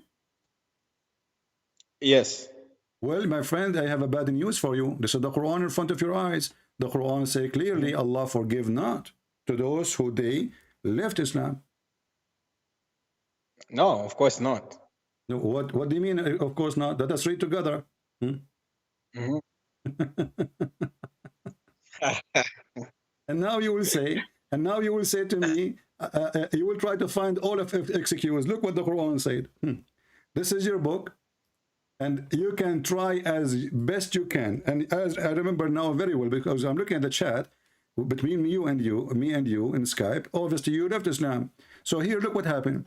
Chapter 3, verse number 86. Read it for me. What does it say? You read it. Go ahead. I am illiterate. No. I am illiterate. This is why I'm calling myself Arabian prophet, because I'm illiterate. I have the qualification to be a prophet, like your prophet. Illiterate. Read it. No, don't. My friend, read it, and everybody is laughing now. You are joining a garbage religion, and you are laughing at yourself. My friend, can you read it, please? I insist. No. I insist. I called you. Insist. Don't hang up. Because if you hang up... Of course I will. Why hang up? I will hang up. Okay, read it. Okay, read it. Go ahead. No, I'm not on YouTube now. Chapter 3, open your phone, your computer, doesn't matter. Chapter 3, verse number 86, and read it for me. You left Islam live in my show 2 years ago, as you said, and now you are back to Islam as you claim. What the Quran says about people like you?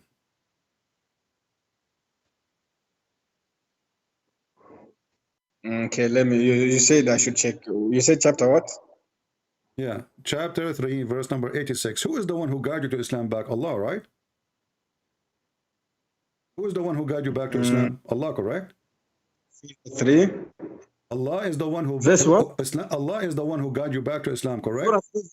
Who is the one who guide you back to Islam, Allah or yourself? You said I should check on But answer me for about the this child. one. Answer me about this one. Who is the one who guide you back to Allah, to Islam, Allah or yourself?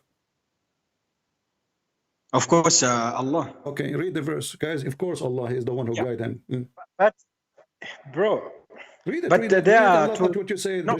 Just read it. Don't tell me, bro. And I am not a bro. I am not a father. I'm not just my friend. Read it. You said to me, Allah is the one who guide me to go back to Islam. Read the verse. Which verse? What's wrong with you? Chapter 3, verse number 86. Okay.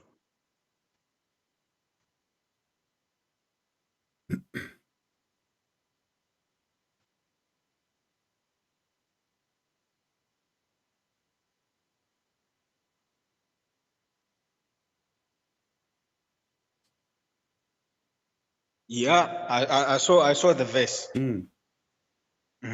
I asked you, who is the one who guide you back to Islam? You said to me, Allah.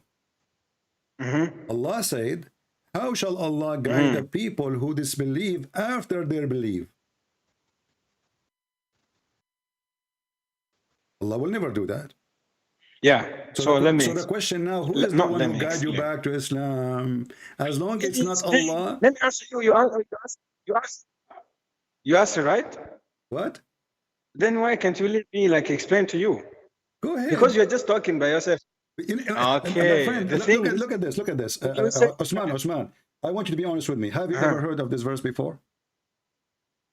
Of course, I have, of course. Okay, so how you did not ask yourself how I was a Muslim, I left Islam, and the verse is saying how Allah shall guide people who disbelieve after their belief. Okay, do you know Sababun Nuzul of that verse? You tell me, go ahead. Okay, that's why I told Do you you want me to everything open it for you? depends on the Because context. if you want me to open it, I can open it for you, and you will die laughing then, and you will be more in trouble. Trust me, you want it? I can put it in the screen. People will die laughing. You know the problem. You don't. You just. The problem. You love now this. what are you talking about? If you, I asked you, Osman. You said you know this verse before. I asked you, who is the one who guide you back to Islam? I asked you just 2 minutes ago. Who is the one who guide you back to Islam? You said Allah, correct? Yeah. Then before I explain, you started talking. Before you explain, there's no. You can explain, no problem. But Allah says He will never guide you. How shall Allah guide people who disbelieve after they believe? So Allah, obviously, He never guide you. Who is the one who guide you to Islam back? Go ahead. Obviously, how do you come to that conclusion? It says there, how shall Allah guide people who disbelieve after disbelieve? How He shall do that? He will not. Okay, what does the verse before and after that say? Doesn't matter, read it. Allah will not guide you if you leave Islam, my friend. Okay, listen. If somebody leave Islam now, somebody left Islam, like you 2 years ago, okay, Allah is not the one. He will not allow it to happen to guide you. It's in front of you. How shall Allah guide those? It can happen. What do you mean it can happen? Allah, He says how He will do that. He cannot. He will not. Are you fooling yourself? Are you lying to yourself? It's in front of your eyes. Let me explain. Let me explain. Okay, Allah, He said, explain, no problem. How shall Allah guide people? Okay, let us focus. Osman. Just listen to me 1 minute. How shall Allah just guide? give me a minute without interruption. Okay, go ahead. Give me a minute. No, I will give you 5 minutes. I'm listening. I'm going to take a nap. Okay. Go ahead. Okay. The thing is, there is 2 different types of guidance. There is hidayah, which is called tawfiq, and there is hidayah, which is called rushdi. You understand? Wow. Okay. Okay. The tawfiq, the hidayah tawfiq, this is the hidayah that only Allah knows. But the hidayah to rushd, it is you yourself trying your best. Then the rest is for Allah to do the hidayah tawfiq. Okay?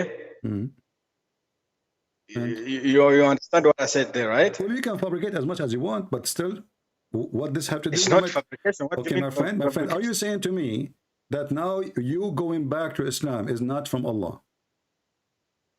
Of course, it is from Allah, but first, it is me who try to choose that, and Allah gives me the hidayah, which is the tawfiq. But for me, is the hidayah al-rushd that I should look for. Allah cannot force you to become a Muslim. Allah cannot force you to become. You yourself should go look for the way. Hold on. So now, listen. You see, you try to make like a guidance is two branches. With the branch which guide you, do you see what it says here? How shall Allah guide people who disbelieve? So Allah, He washed His hand from it. And you just said that both guidance, both of them, tawfiq and hidayah, whatever you call it, which is stupid even statement, both of them, they are coming from Allah. And the Quran confirmed that. It says, the one... Wait. For example, the Quran says, talking to the Prophet, that Allah says to the Prophet, indeed you guide to the straight path. I don't know whether it's Surah Shura. وَإِنَّكَ لَتَهْدِي إِلَى صِرَاطٍ مُسْتَقِيمٍ. Okay? Meaning like you, the Prophet, you guide to the right path. Okay? But Allah is the one who guides. So what's the difference here? Okay. So the difference. Hold on. When you decide to leave Islam, let me finish. When you call me 2 years ago, just to make it simple, Osman, to make it simple, when you call me 2 years ago and you decide to leave Islam, who is the one who misguide you? You hang up. He find that he is losing big time. Let me call him back. Suddenly now hidayah have two branches.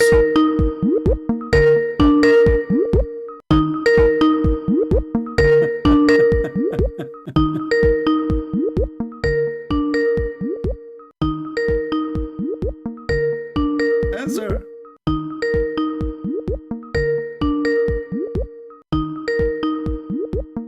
Obviously, with an answer.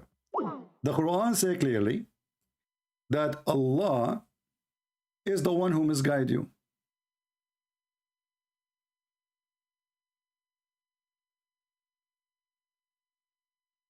Two years ago, when you decide to leave Islam, who is the one who misguides you? Christian Prince or Allah? According to the Quran, Allah.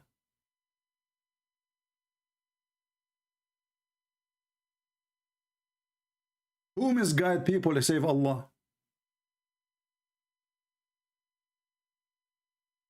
Who is the one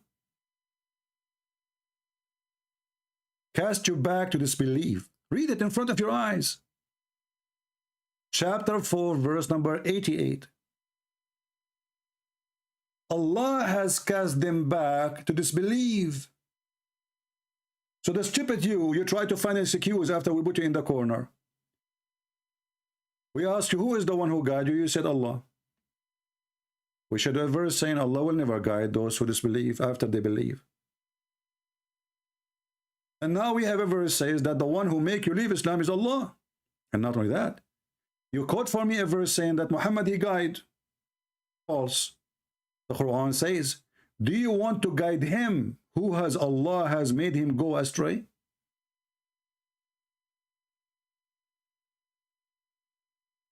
So you are a stupid fool trying to find an excuse, and you did not study anything about Islam, and you know nothing about Islam. And this is proof that Islam is satanic, because if Islam is the one, if Allah is the one who made you leave Islam 2 years ago, and then the Quran says, how Allah shall guide those who disbelieve after they believe.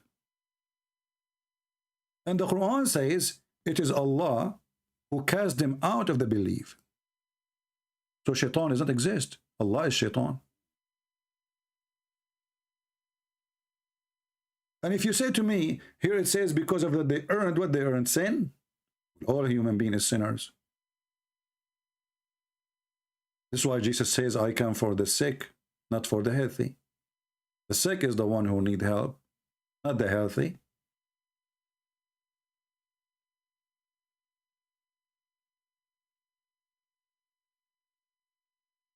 He hang up. And he don't want to answer now because he's in trouble. Let me explain. Explain what? And here we go. I will call you to explain.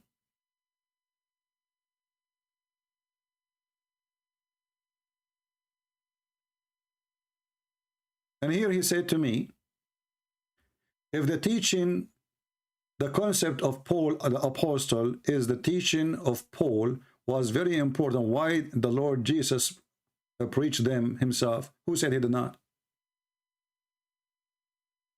All the teaching of Paul is in total agreement with the Old Testament against sin. And this is why your prophet, he copied from Paul, where he said gambling and drinking and drunks and fornication, those people will not enter the kingdom of God. This is what Jesus taught. Your Muhammad, he copied that, but he practiced the opposite. In case you do not know, you idiot, Paul is a messenger of Allah in the Quran.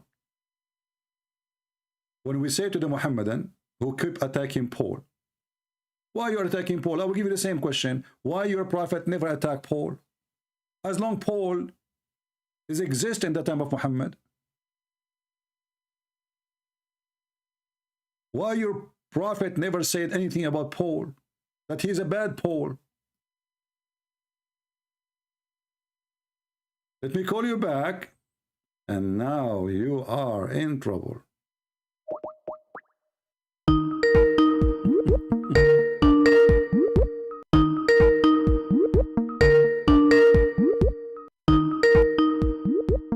It's Allah who must guide you, my friend.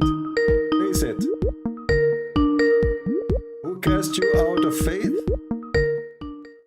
Who is the one? Did the Christian prince make you leave Islam? No, it was Allah. He will not answer. He knew he had nothing to say. Okay, no problem. It's up to you. Salvation is your business, my friend. Go to hell. Allah has cast in them to disbelieve. So they were believers. Do you want to guide him whom Allah has made go astray? And by the way, false translation. In Arabic it says yudlil, which means deceive.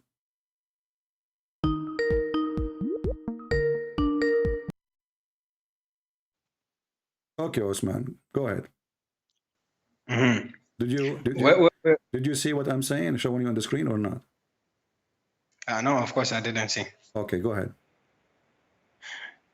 Yeah, we were talking about until I forgot because I gave up even the conversation the way it was going. Yeah. Where did we stop? Who is the one who misguided you 2 years ago when you left Islam? Christian prince or Allah?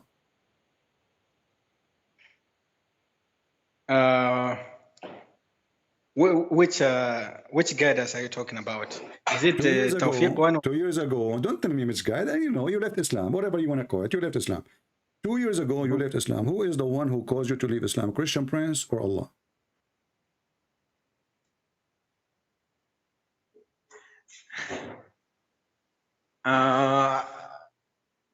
Like myself, of course, myself. No, I did not even. Did I make three options? I said, who is the one who make you leave Islam? Allah or a Christian prince? You're writing yourself now. No, because all those options, but like the Quran says that the one who cast people out of disbelief is Allah. Are you against the Quran now? No. But okay. Chapter 4, verse number 88, it says that Allah is the one who cast disbelief in their heart. Are you going to guide those who Allah cast them out of the disbelief?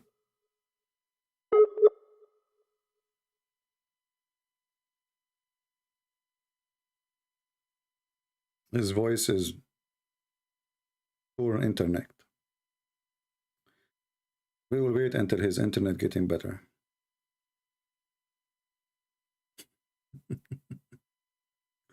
Who is the one who made you leave Islam? Myself. No, the Quran says the opposite. For everything you do is a destiny. It's written in the book of Allah, and He decides your fate.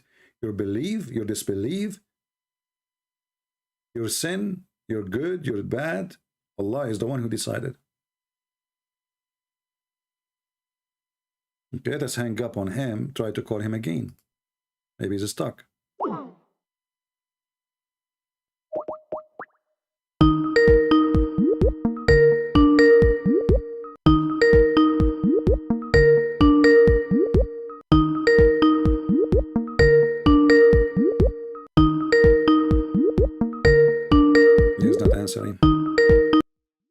just mute the speaker for a minute until he answers.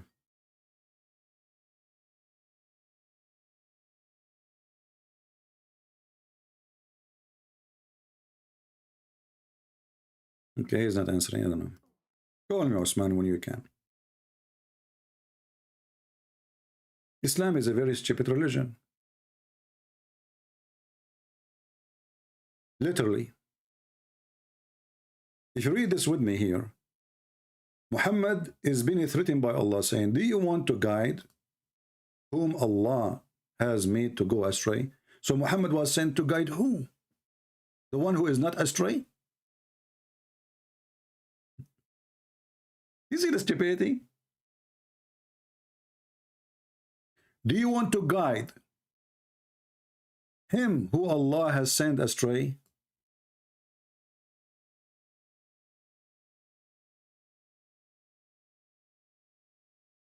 Any person, he is a Christian, he texts me in Skype, I consider you trying to bother me only. Only. You're just bothering me. You're doing it on purpose.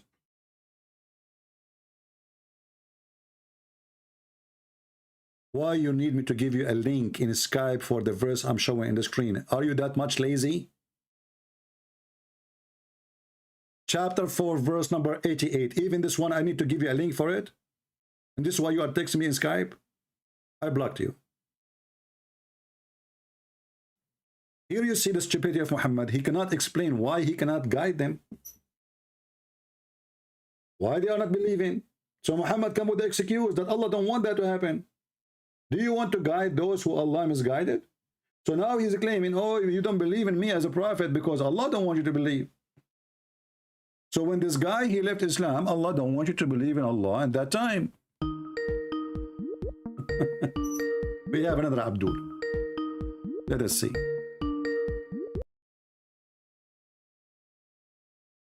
Hello? Hey. Yes, my friend, you are live on air. You are a Muslim?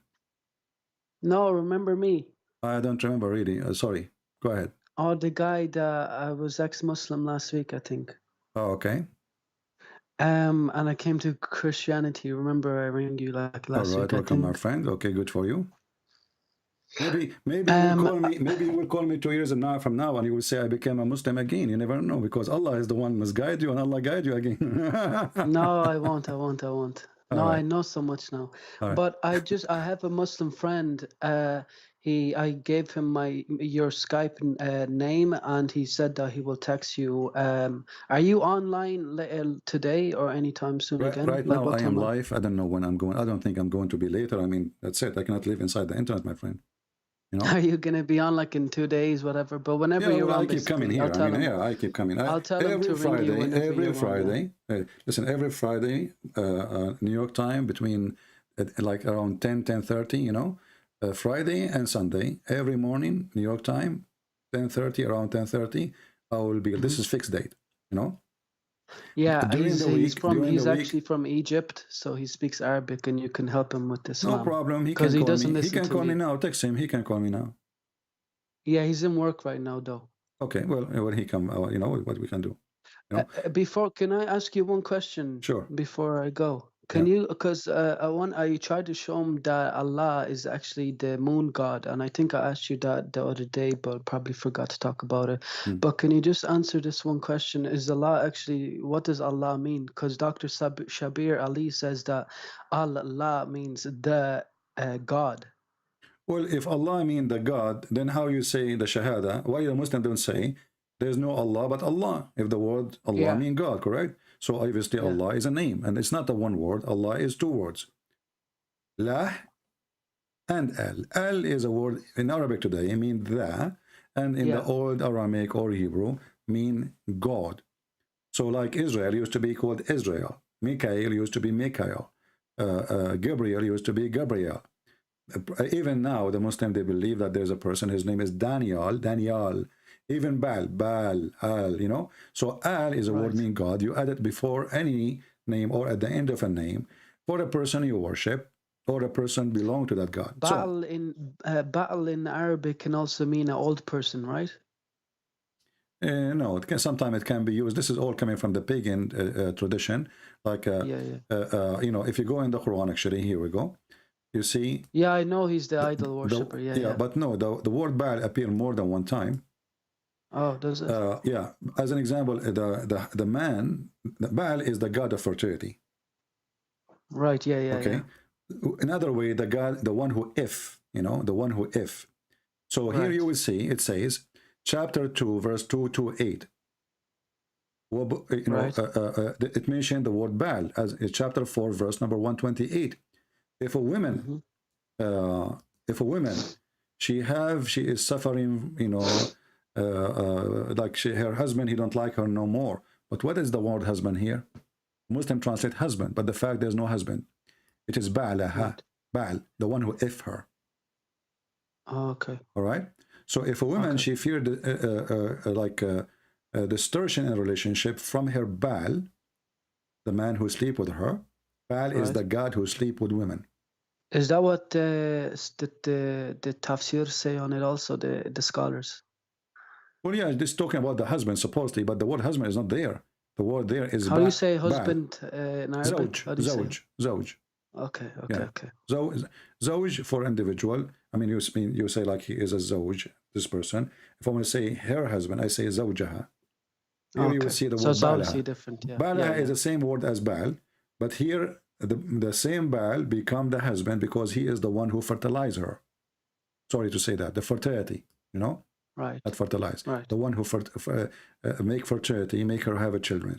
So the Quran is this what happened with the black stone when women and men would put their private parts in the stone to ask for a child? Is this who they were? Yeah, this is why women, they used to go and put their hand over their vagina when they have their period, as the tafsir says, and then they place their hand inside the black stone.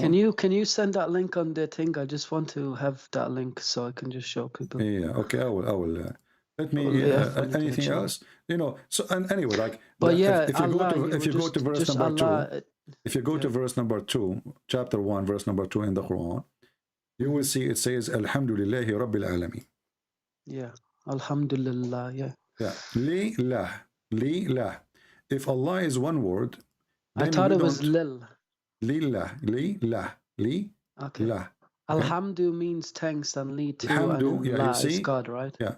Here the word, you notice that the word Allah is not written the same way as the word, the second word. If Allah is a word, one word, then the name will not change anywhere. Like you cannot take the first letter from Muhammad off, say Hamad, you know, if his name is Muhammad, you know. So Muhammad is Muhammad. Names, right? But if you take it off, that's mean this is not really a name. And actually Muhammad, yes, you can take his name off because his name is not a name. As an example, you will notice that Muhammad is Ahmad. 5 names, yeah. Is Mahmoud. Yeah. Is Hamad. Titles, so here you notice that Allah, as you see in the screen, is different from the second word, which is Li-lah. Li, here we notice that there is an alif is missing. You see here, there's a, let me zoom more. I'm trying to zoom as much as I can. So the AL is missing, Yeah, the alif, you know. Yeah, the alif is the letter A. So here there's no alif here. We need to add it here to make it the same as the one in the top. Let me make it more skinny alif. Okay, hold on, very thin. All right, here there should be an alif. Allah, it's gone. Why? Because here there's no al. Here there's li, la. Li mean to. Yeah. To who? To lah. Yeah. So this word is 2 words, or let us say 2 part. The first letter is to say to. Li in Arabic mean to. Li. Yeah. Well, let us type in English. Li mean to, and the second part is lah. Li lah. So alhamdulillah. Thanks to lah. This is the true name of the God of Islam. So and now if you go and search right now, this is an ancient name. Search, you don't need me now, no more. You go to Google, search lah. Yeah, I searched God lah. Yeah. It's very well-known name, very well-known God. And not only that, here we go. We are talking about the month of Ramadan, right? Yeah. Okay. The Muslims, they say we are not worshipping the moon god. All right. Yeah. What is the relationship between the moon and the God of Islam then? Why everything in this religion is based on the moon? Allah, he claimed that he have 12 houses.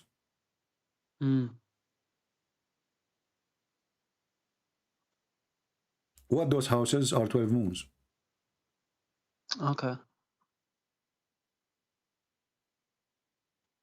Read with me. Let us see here.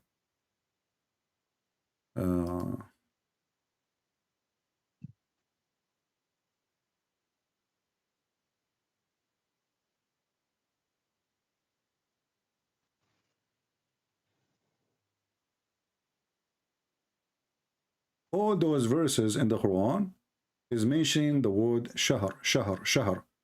And Muslims, they translate them as a word mean month. But the truth is the word shahr, and you can check it yourself, go to the Hebrew dictionary, you will find that the word shahr mean moon. Allah, he have the number of moons, not shahr, in the sight of Allah are 12 a year.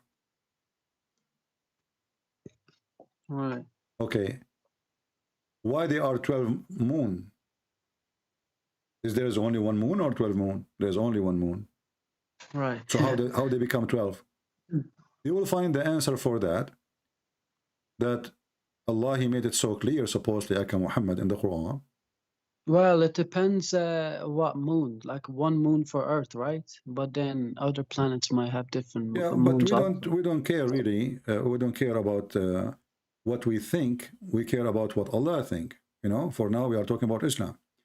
So when Allah, he says that the moons for Allah are 12 moons, and then he keep talking about the moon non-stop, and then he claimed that the moon is houses. Let's see.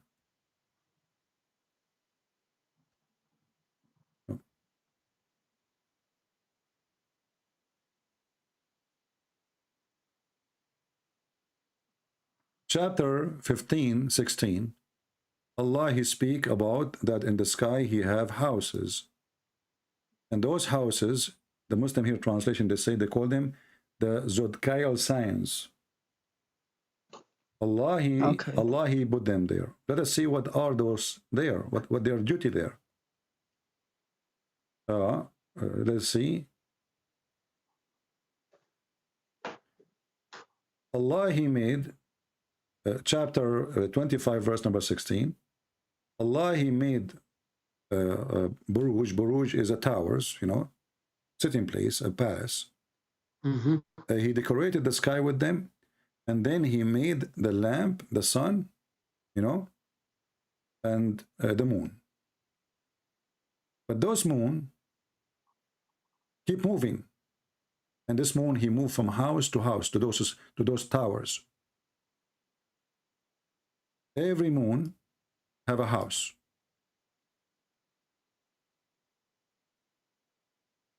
Right. Let us see. See, I'm trying to connect verses together.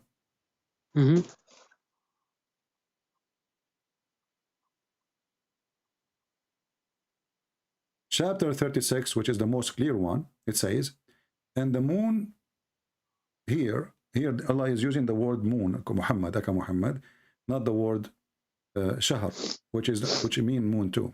And he said, we have measured for her mansion. Do you see how clear now the verse?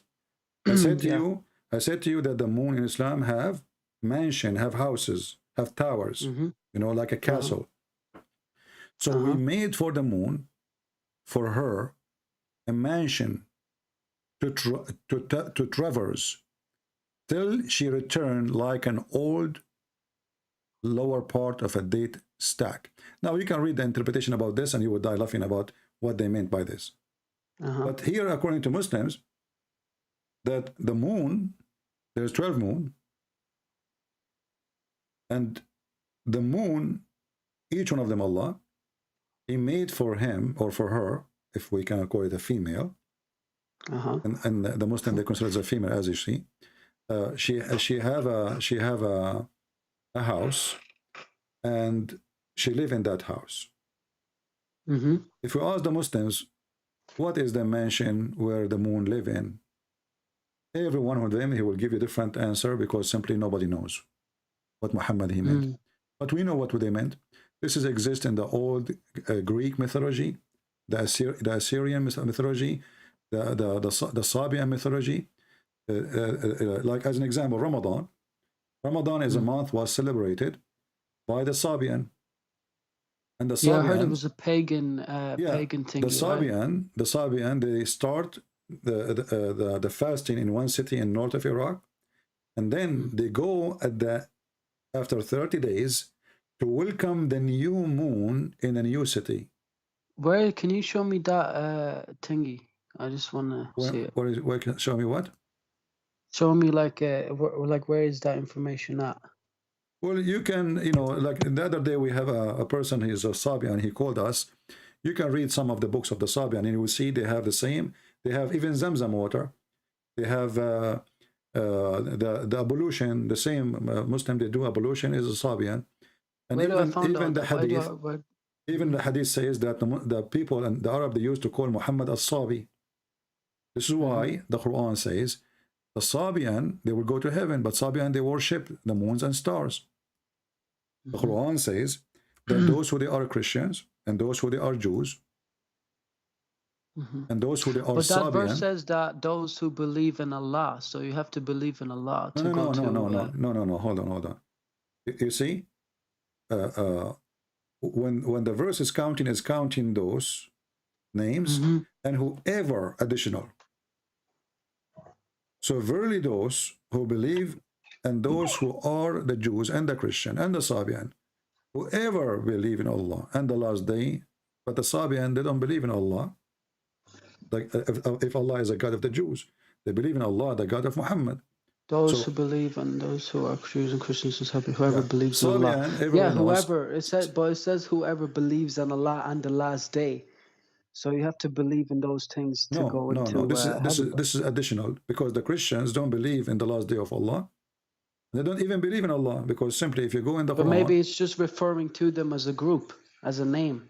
My friend, the group is those... When I call you by a group, when I say Jehovah's Witnesses, I mean what Jehovah's Witnesses believe. Otherwise, they are not ethnic, correct? Yeah, okay. But if you're saying so when Jehovah's Witness, if you believe in Allah and the last day, then you will go to heaven. The Quran confirmed that the Jews, they don't believe in Allah. And the Quran confirmed that the Christians, they don't believe in Allah. Why? Chapter 9, verse number 29 says, go and fight those who don't believe in Allah and the last days. From who? From the Christian, the Jews, etc., etc. So he named us, and he named what? Our guilt.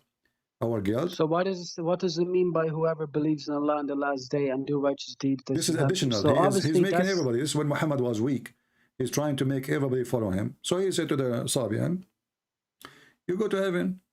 The Christian, you go to heaven. The Jews, you go to heaven. Everyone, you go to heaven.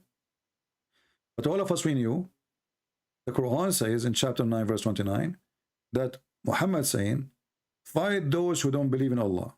Okay, who is then who don't believe in Allah? Muhammad, he named them specifically, the Christians and the Jews. They don't believe in Allah. They don't believe what's forbidden by Allah. They don't believe in Muhammad. They don't acknowledge the knowledge. What do you say about Muslims who say this verse was revealed at a time when it was at the battle between the Christian Romans or whatever? Birth of who? The birth of who? The battle between the... No, you said the birth. I think. I heard saying the birth. The birth? I don't know. Say again the question. I did not hear you. I said the battle between, between the Romans and the Muslims and the Romans at the last years of Muhammad, I think. The 9th of 10th of Hijrah. Yeah. And when I think Romans, I think actually there's a Sahih hadith that says that the Romans threatened or wrote something or threatened Muhammad and his army that they were gonna attack him or whatever, something like that. My friend, here we go, the verse in front of you. It is Muhammad Because who that's what the says, tafsir say. Ibn Kathir no, you see, says they that can this say was, whatever they want. It says, fight those who don't believe. It does not fight those who fight you. And the Roman, it's Muhammad, the Muslim agree that Muhammad is the one who sent the letter to the Roman ruler, saying to him, convert or else or I will kill you. You know, so it's obvious. And actually, this verse itself, it was for the sake of money. If you read the verse before it, says, if you are feeling poverty, speaking to the Muslims, Allah will reach you. So go attack the Christian and the Jews. And this is why the Quran says in the tafsir that Muhammad, he told the Muslims, attack the Roman, get the blonde girls. Yeah, that's a weak hadith, I think, right? No, it's not a weak hadith. It's a, you know, this is how it can be a weak hadith anyway. Okay. You know, there's somebody, I think Muslim, there's a scholar anything, on top of that scholar that said that it's weak or something. Anything is embarrassment to Islam, the Muslim, they will say it's a weak hadith. Yeah. Anything. Ibn Abbas says also. Yeah, remember that. But if it's a weak hadith, why the Muslim in their interpretation, they use it to explain the Quran? Are you using weak hadith to explain the Quran? Here we go. This is the Muslim interpretation for the Quran.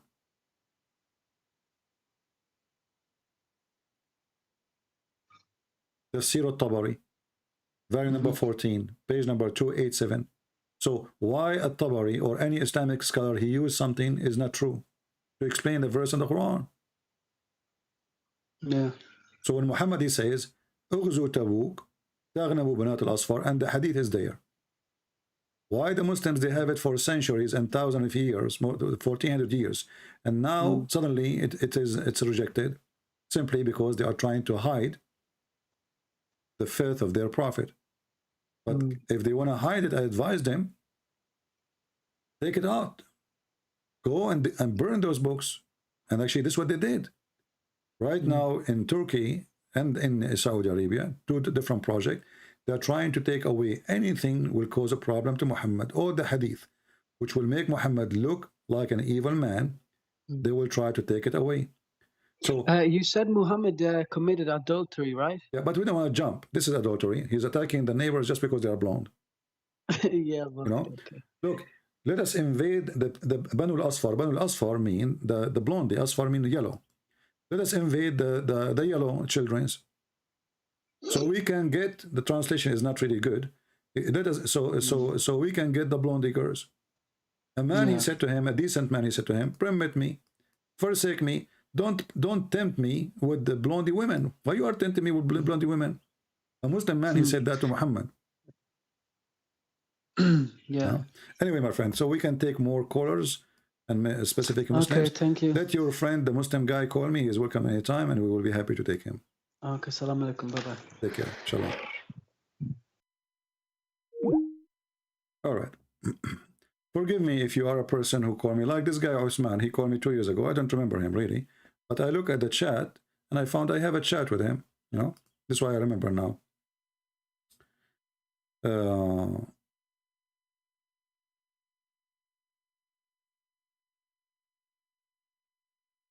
Yeah, the only one who's tried to, you know, the only one who have answer for anything is Ultimate Fort. This guy, you know everything. Why? Because you don't accept hadith. You don't accept tafsir. And he cannot read Arabic. And that make him a scholar. Hello? Ultimate? Ultimate Fort, how are you? Ultimate Fort, how are you? Ultimate Fort, how are you? You know, I will let people hear your voice if you promise me not to use a bad language. Is that okay? Well, the last 3 calls you called me, you said MF, the F word, correct? Okay. So do you promise me as a man you will not use a very bad language? Never use his bad language till you use his one. I'm not using any bad language. Okay. Every day. Well, you call me son of Muta, yes or no? Muta is a practice of Islam. Is that true? Okay, now if I'm a son of Muta, what son of Muta mean? What son of Muta mean? Why are you upset? Explain to me, Ultimate. Why are you upset from the word son of Muta? What Muta mean? Let me just say a thing, okay? No. Say to me what Muta mean, because you're upset from the word son of Muta. What Muta? Why Muta is upsetting you? What's the problem? I will tell you. Okay. Muta is upsetting because it's cool for you. But now that I'm your don't jump. now Why that I'm you your are upset daddy, from the word? you are What? a son of Why you Muta. see? You will not answer. I will hang up on you. Why I'm a son of Muta? Muta. Okay. You are So son of Muta. okay. What Muta I'm your mean? daddy, right? What Muta mean? Daddy. What Muta Daddy mean? What Muta cool. mean? What Muta mean? Okay, okay, here we go. I will block you. I will block you. Here we go. I will block you. Here we go. You don't want to answer. You coward. You're upset from the word son of Muta. You son of Muta because Muta mean fornication. So you are a son of fornication. You are a bastard. Nobody even know who is your father. This is why you get upset. But isn't it your prophet who permitted the Muta? So they get upset from what their prophet told them to do. Can you believe it? And what kind of a prophet? He teach people to go and rent women. When a Muslim, he upset from me calling him son of Muta, he just condemned his prophet. Because if Muta is bad and ugly and disgusting, what kind of a prophet? He make a verses in the Quran say, go and do Muta. What kind of a prophet? He says, go and rent a woman for 3 days, 3 nights as you wish.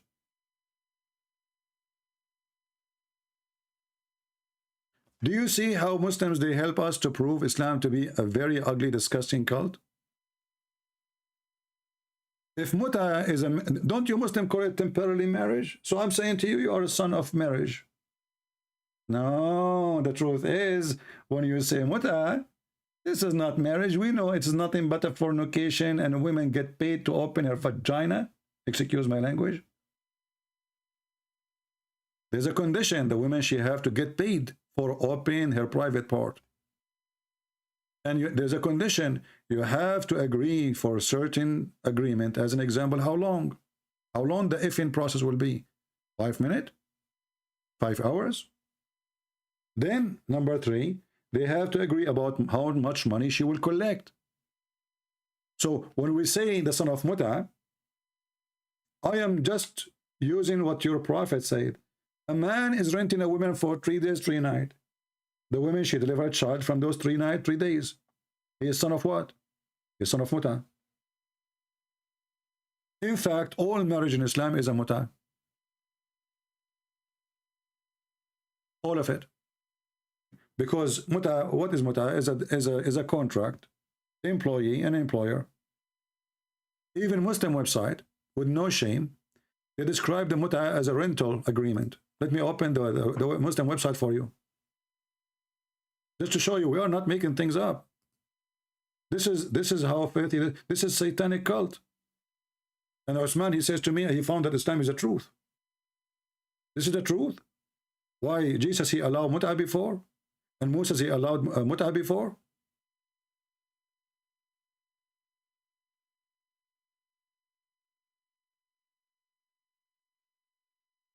This is a Muslim website, and I'm going to share it with you. Let me put it in the screen.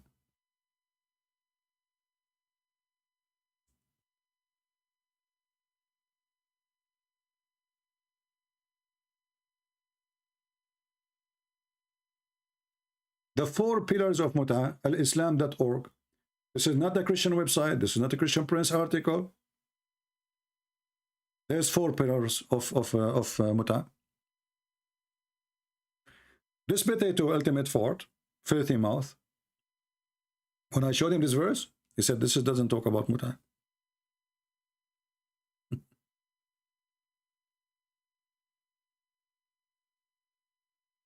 It doesn't talk about it. Even Muslim Sunni and Shia both agree. And then here you will find, when the Muslim, they explain what is Muta, it says here,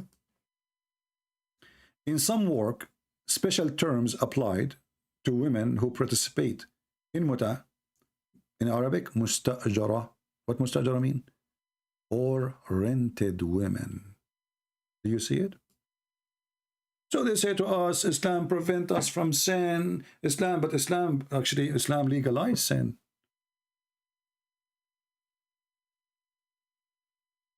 There is a video made by Fifi and Sisi and Dudu in Suku film page. You can watch it. 3 Muslims are discussing that Allah, and they are agreeing that Allah, he agreed to give us a license to work as a pimp. Go watch the video. If I am the one who said that, they will say it doesn't say that, CP. But now because 3 Muslims are discussing that by themselves, alone, look like they do not notice that somebody is recording them and going to post it on the internet or something like that. They are relaxed. Look like Allah, He gave us permission to be pimp. One of them said. The other one, he says, yes, look like it. The third one, he agreed. And this is not about muta, by the way. This is a different verse. There's a verse in the Quran says, force not your girls to do prostitution, which means if they agree to do prostitution, it's good. And even if you force them, Allah is all merciful. There's no penalty for prostitution. And it's encouraged. And there's not a single verse in the Quran saying don't do prostitution. We have only one verse which is encouraging prostitution, saying force not your girls to do prostitution, which means if they agree, business is good. And if you force them, Allah is all merciful. And the Muslim, they add words to it. They say to those women, what do you mean to those women? Why Allah will be merciful to the women, forgive them, but He don't punish the Muslim men who did that to them? Oh, because they forced them, you know, the Quran says, if they agree for it, this is good. Business is good. Prostitution is good. This is Islam. A religion of faith.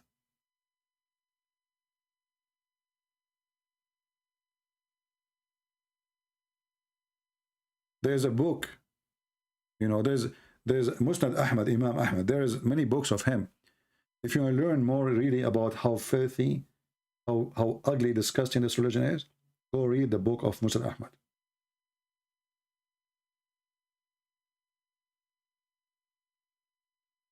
All his books about how to touch the vagina of a woman you want to buy her. And what is the consequence if you touch her? You have to buy her.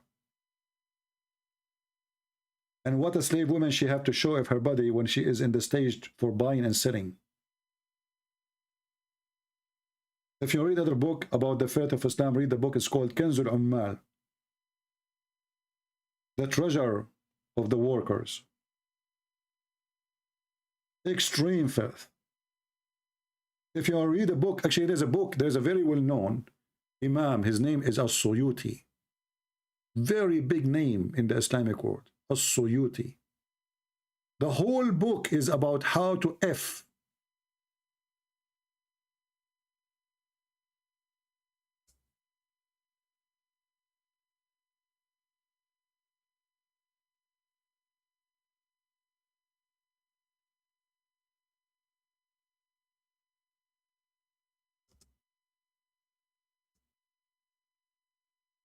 Let me find some reference. Even the name, I cannot even translate it to you. نوادر الأيك في معرفة النيك.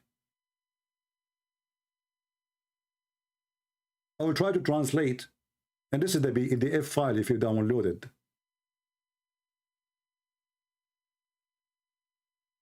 The best of ifing, teaching you how to if. If you read it, it's a book. Even porn is not like that.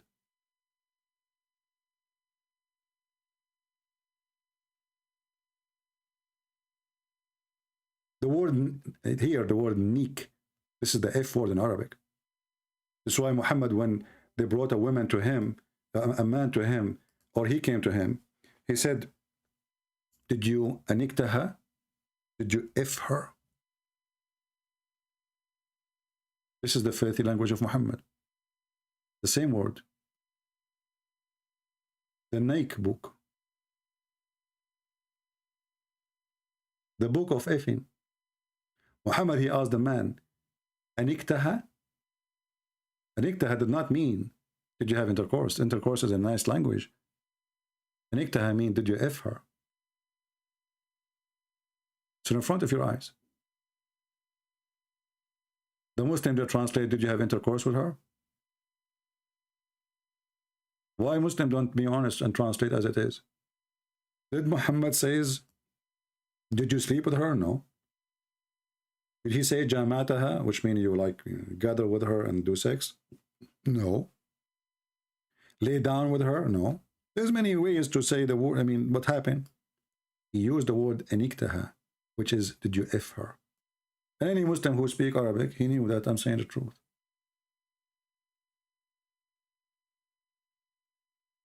And then the Muslims, they try to fool us and speak that they are people of, they have religion. They don't have religion. The month of Ramadan is a theft from the Sabian. Ashura is a theft. And actually, even the Muslim, they are confused about who is the one who pray Ashura. Was it the Jew or it was the pagan Arab? If I type the word Ashura, you will see how stupid Islam is. We just showed you that Muhammad, he copied from what? From the Jews. But look what Aisha, she said. The pagan, they will celebrate Ashura.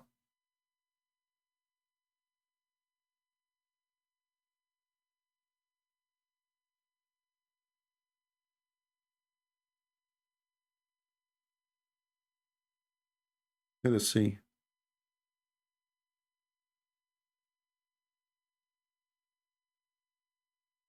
And look how Muhammad, he abandoned as he wish. He come with Ramadan and he decided to stop fasting Ashura. I mean, if Ashura will erase a year in the past and a year in the coming, why we abandon it? Because now we have different thing. Before we copy the Jews.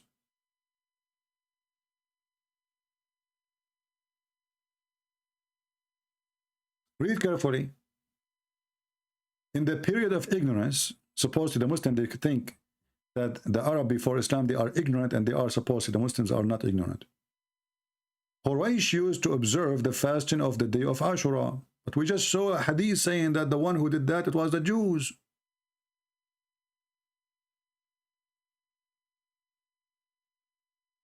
So Muhammad is copying the pagan fasting.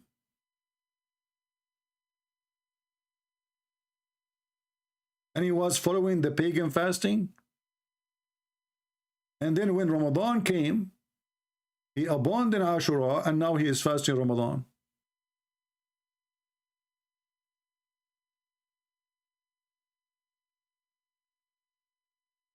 Do we have any brave Muslim? He have anything to say to us? Too bad Osman, he decided to retreat. He noticed that he is in the lump, in the loop.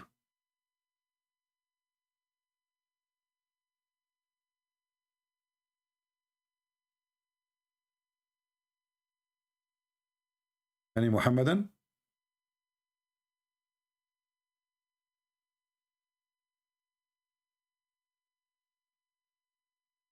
Okay, we have somebody, he said he have a Muslim with him in the church.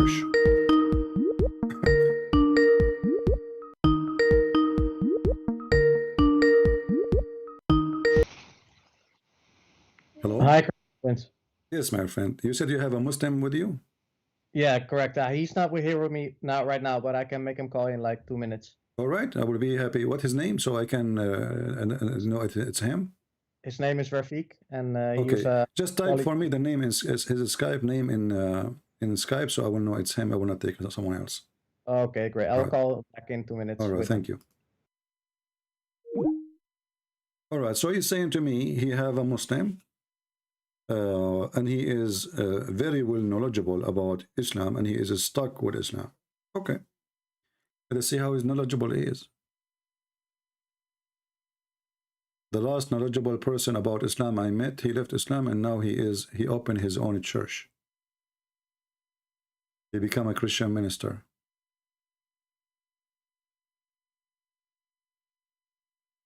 Please invite your friends. We have a Muslim who is very knowledgeable. I don't know if he's a sheikh or not, but he described him as a very, very, very knowledgeable person.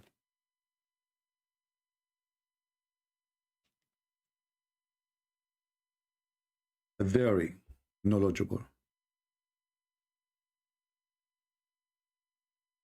You don't want to deal with the one who is very knowledgeable because they are knowledgeable. You see, Christian Prince, he can debate. A Muslim, actually, he made a comment. He says, Christian Prince, he debate only ex-Muslims. What? So He debate ex-Muslims and then they became ex-Muslims after he debate them. That is something. Let us hope he will call soon and we will have a good time.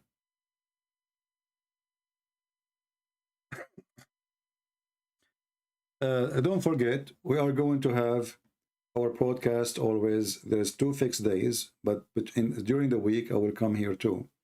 But 2 fixed dates and days and time, Friday and Sunday, Friday morning, Sunday morning, 10, 10:30, 10:30 something, you know, Arabian appointment, you know. So around that time, every Sunday and Friday, I will go live. During the week, I will go live too, but there is no preset time. When I think I can go, I will go. Until now, we receive nothing from our friend, the Muslim knowledgeable. We are waiting for him to call us or to text us.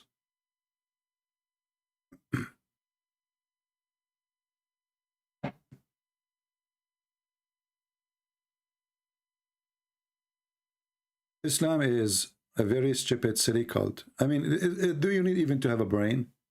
Big brain, I mean, to a guy, he have a God. If you believe in him, he will make your penis endless and he will if non-stop.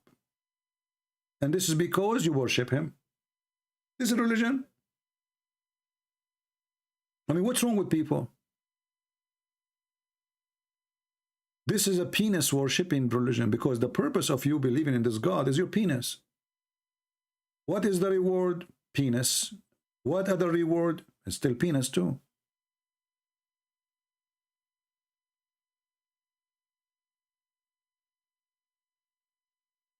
Why a true God? He want to promise me such an entertainment. Where is love? You know, when God, he created Adam, he created one Eve. And if one woman is not enough for a man, no woman will be enough anyway, even if they are a million. And especially if all those women, the whore, they look the same. I mean, look how stupid even the promise. All of them, they have the same face, the same look, the same voice, and they sing the same song. And each time you sleep with them, Allah will make them virgin again. Cheater. Imagine somebody, you buy something from Amazon, and then you find it's an open box.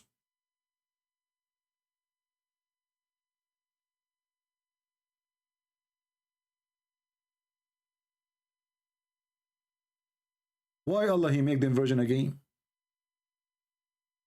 Excuse my language. You know me. I don't sugarcoat things. She become an open box. Allah make her not open box again. Why? What is the benefit?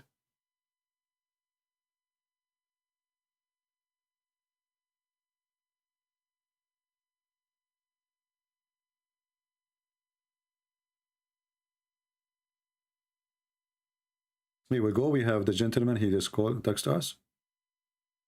Oh, this is a different one. If I call you, talk about Muhammad, B-A-B-B-B-H, in the Bible.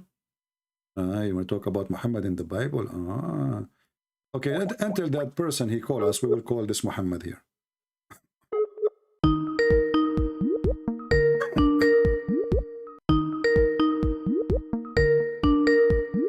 When your friend, he come, Rafiq, just text me, my friend, and I will take your call. I will drop this guy. He declined. Okay, let me block you then. This guy, he, you know, he said he want to talk, and he declined. I blocked you. Don't waste my time.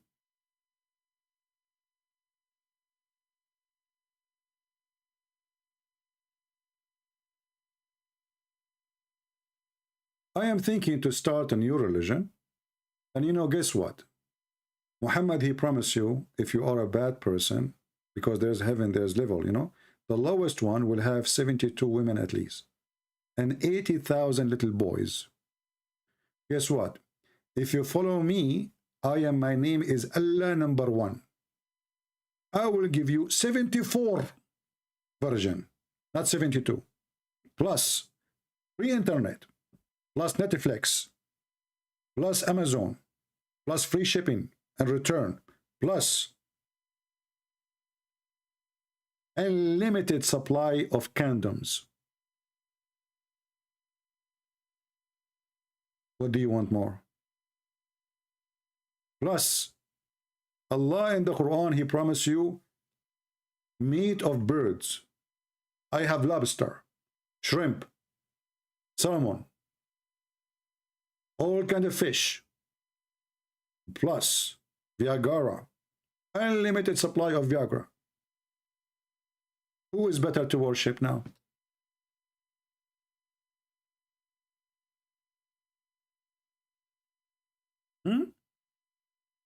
And not only that, Muhammad, he promised you that the women's ass is going to be 1 mile. I will make it 2 mile. It's very easy. I have a friend, he's a doctor, he can just push some silicone and we will make it bigger. 1 mile ass. This is religion. And not only that, if you follow me right now, brothers, sisters, Allahu Akbar, Alhamdulillah, my name is Allah #1.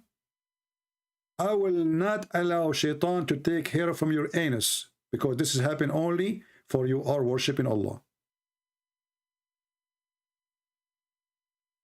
I mean, what's wrong with this religion? Shaitan, he play with your anus. Shaitan go around your penis. Shaitan, he sleep in your nose. Shaitan, he piss in your ears. Shaitan, he jump in your mouth. I mean, what does shaitan? He have nothing to do except the holes of the Muslim? He have nothing better to do? Why this conspiracy against the holes of Muhammad body, or Muhammadan body? You go to the bathroom, you think you can finish it in 2 minutes. You go inside, you're stuck. But why are you stuck in the bathroom? What is the reason? Because you did not say a prayer and you enter with the wrong foot.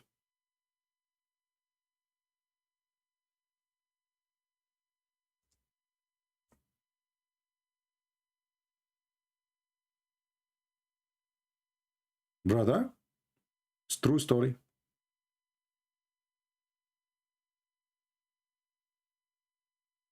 Who can deny that? I mean, come on, this is proven to be scientifically true. You go inside the bathroom, you think you are done in 2 seconds, and then you find that what? Shaitan is now is inside your anus, and he is playing, you know, inside. The moment you enter the bathroom, I don't know if this is the original video or not. Let us see. You do a bad deed, straight away follow it with a good deed. Allah will wipe it away. Allah will wipe your bad deed. Sorry guys, Allah will wipe it away, brother. Allah will wipe it away. Okay, hold on.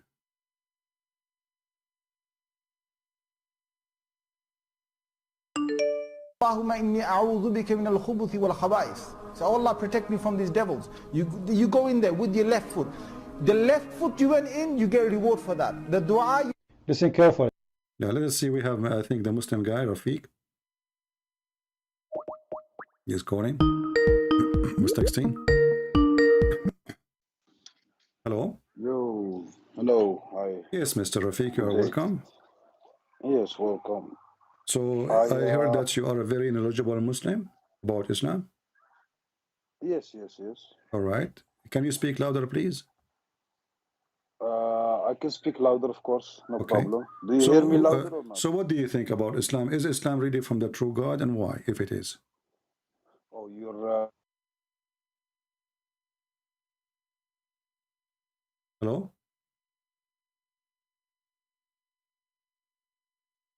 I lost you, Rafiq. Hello? I think you muted your microphone for some reason. Oh, he lost connection. Let me call him again.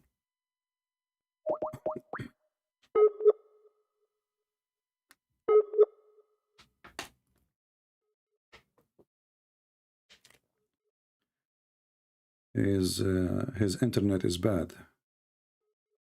I'm trying to connect with him. He's trying to call too.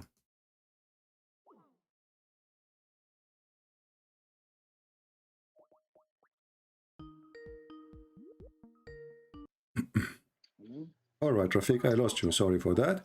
So, no problem. So Islam and Muslim believe, and you are a Muslim, and I heard that you are a sheikh or something like that. Islam is from the true God. Why it is from the true God? What is the proof you have? I think I'm gonna stop this conversation because I don't like the way you express yourself. Like in 1 second, this is the first thing you have to say. You don't. So what do you want to say to you? Give you a hug? What do you want to say? I mean, you are a man.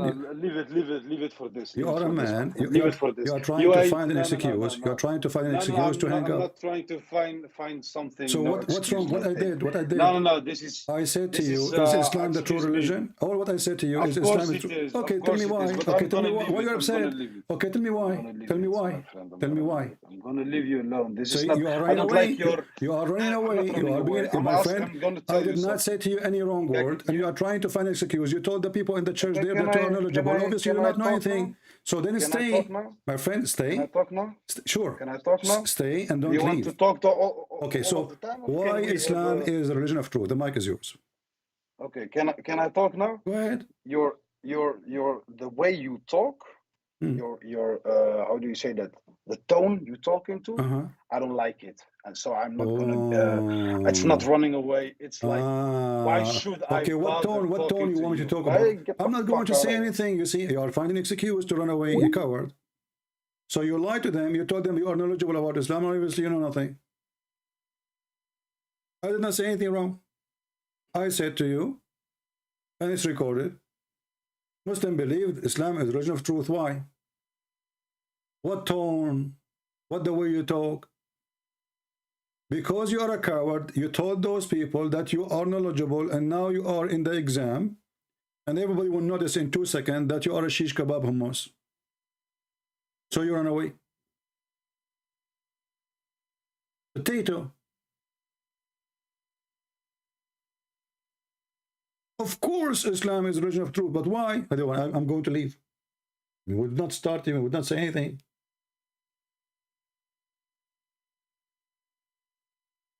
So you go to them, to those Christians, and you say to them, you are knowledgeable?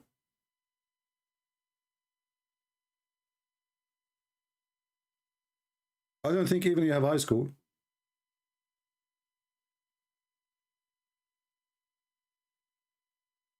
I don't like your tone. Is that? Let me change my tone. Brother and sister, the Muslim believe that Allah is the only true God. They are the Muslim. Why you believe in the God? Here we go. I changed my tone. Are you happy now?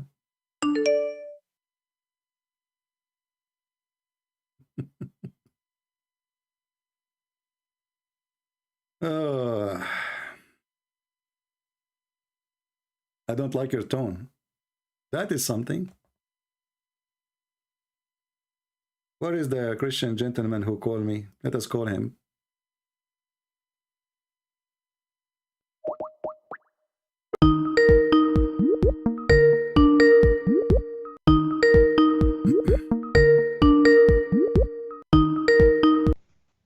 Hello?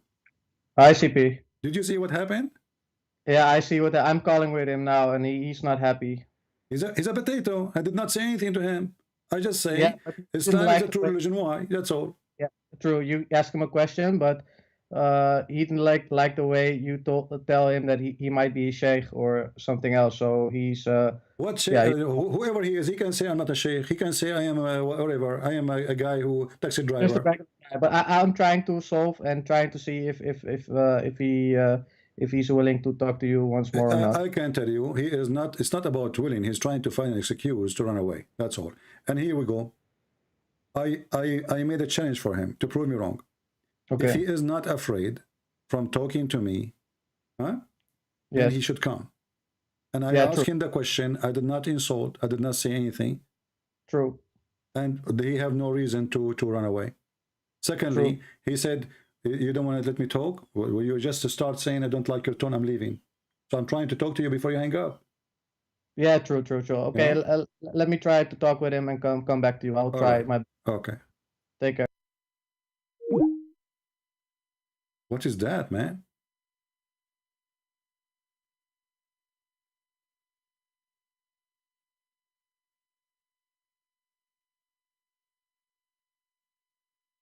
If you know a Muslim, he claimed to be a sheikh, big sheikh, his beard is so long, please call him, ask him to join us.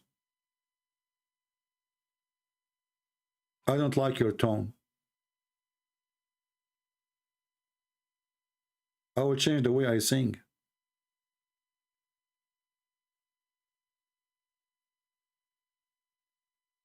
The same as the other guy. You know?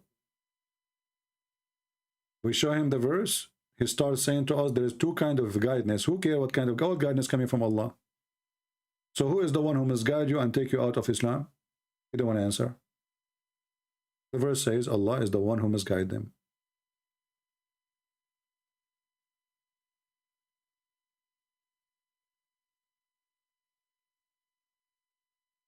Please join us in conversation because soon I have to go and eat. Because in month of Ramadan, we eat more. It is very funny when they say that we fast. Are you? Do you? They spend the whole night eating and watching porn.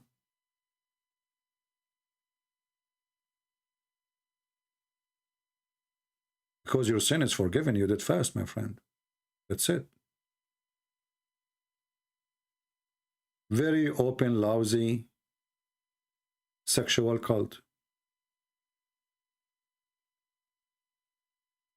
Duct tape religion.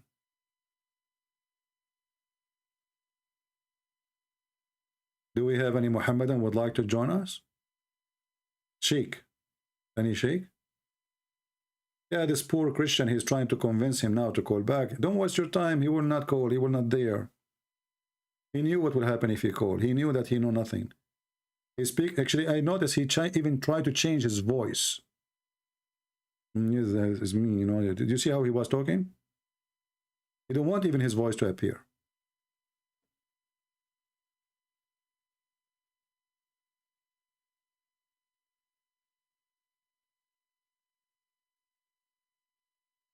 Do we have any Muhammadan would like to join us? So the heroes of the comment in the comment section, they appear only after I finish. When I am here, they are not here.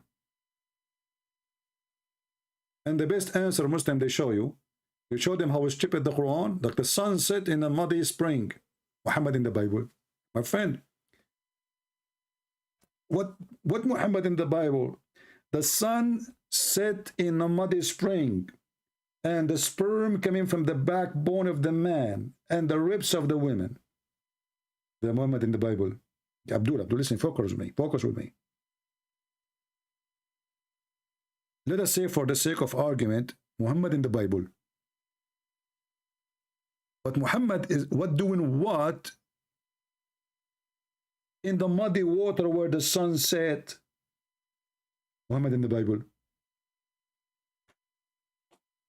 My friend, your God, he claimed that Allah, he sent ice from mountains in heaven. How you answer that? Open Isaiah 42. Muhammad in the Bible.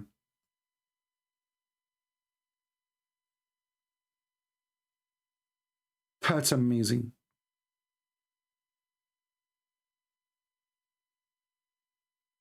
He don't like my voice. He told our friend here, he don't like my voice. My friend, just don't let him go to your church. This guy is obviously a pervert, man. He is a follower of a pervert. So he is a pervert, and he made an excuse because he don't want to talk about the pervert Muhammad. Just forget about him and block him and don't invite him to your church. He's not. He is very nervous, my friend. He's not he's relaxed when he is with you. He is not relaxed when he is with me because he knew that his religion will fail. He's sheikh or not? You told me he is very knowledgeable. Obviously, he is not. Didn't you tell me he is knowledgeable? I'm talking to the person in Skype. Anyway, my friend, don't text me no more. That's it. He want to come, he's welcome. He don't want to come, who cares? We are laughing.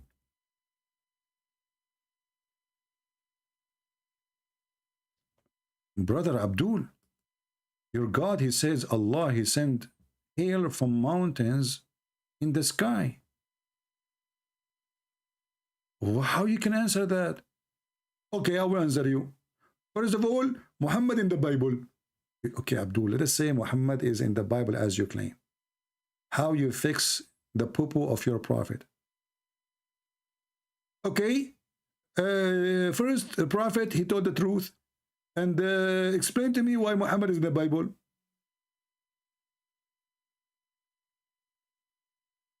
And look at the false translation the Muslims they have. Chapter 24, verse number 43.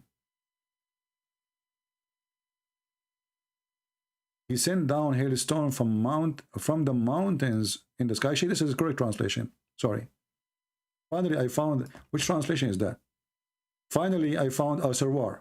Finally, I found one of them is saying the truth. Hey, Muslims, your God, he think that there is a flying ice mountain and he break ice from those mountains and he throw it at us.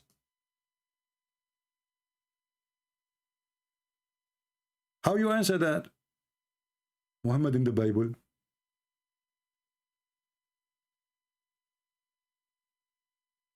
Is he? Muslims, why the birds are not falling down? Because Allah is holding it. Is it? Held by Allah?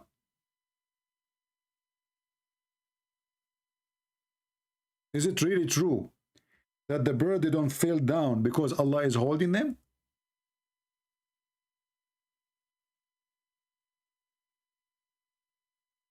Huh?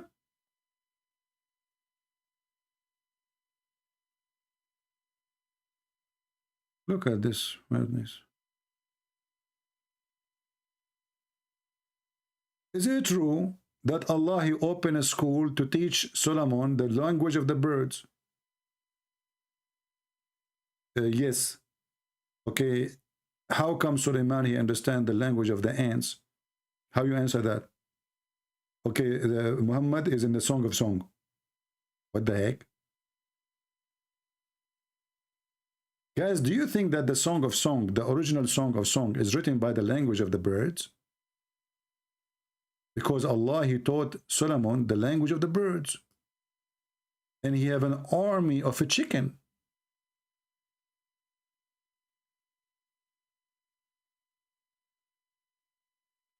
He have a flying carpet.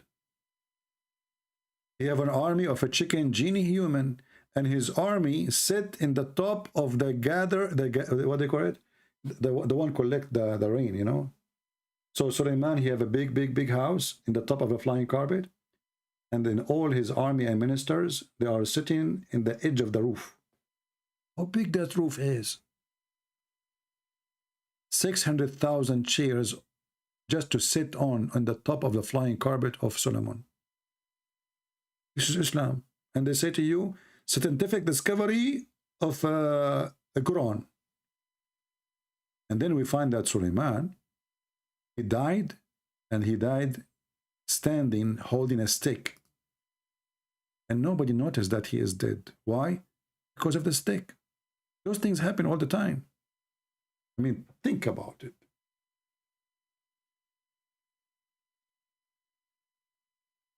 If you are Suleiman, and you are holding a stick, that's why it's important to hold a stick with you. You know? If you want to think that your mother-in-law, she want to make her think that you are still alive, even after your death, hold a stick with you. So Solomon, he died. And he was holding a stick and he was leaning on it. Nobody noticed that he is dead for more than a year. Until the termite, they ate the stick. How you explain that, Muslims? Muhammad in the Bible. Abdul, I'm telling you, Muhammad in the Bible. I mean, the guy, he have many wives, he's a king, he have ministers, he have army, he have generals. They come to talk to the king every day. His wife, she come to their room and she say, honey, you want to eat? Solomon, he don't answer. Honey, you want to go to the bathroom? You don't answer. The Minister of Defense, he come speak to the king. Your Highness, we have the army of the enemies approaching. Should we do anything? He didn't answer. 1 year the man is dead and nobody noticed that he is dead. Not to mention that your body will be, I mean, what happened to a body of a human being after a few days of death? After 5 minutes of death? The guy is standing and he's dead because he's holding a stake.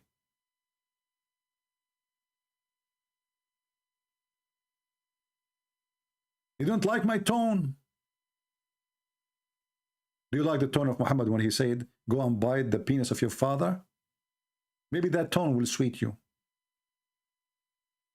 Go and bite the penis of your father. That is a good tone. And what about we, Christian Prince? You are giving the verse out of context.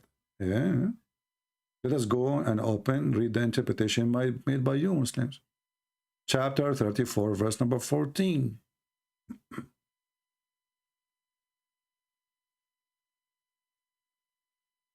What the heck is that?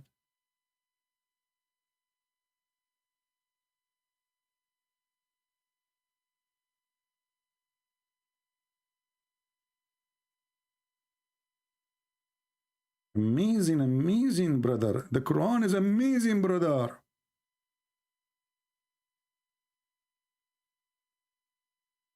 This is the interpretation of Ibn Kathir, their scholar.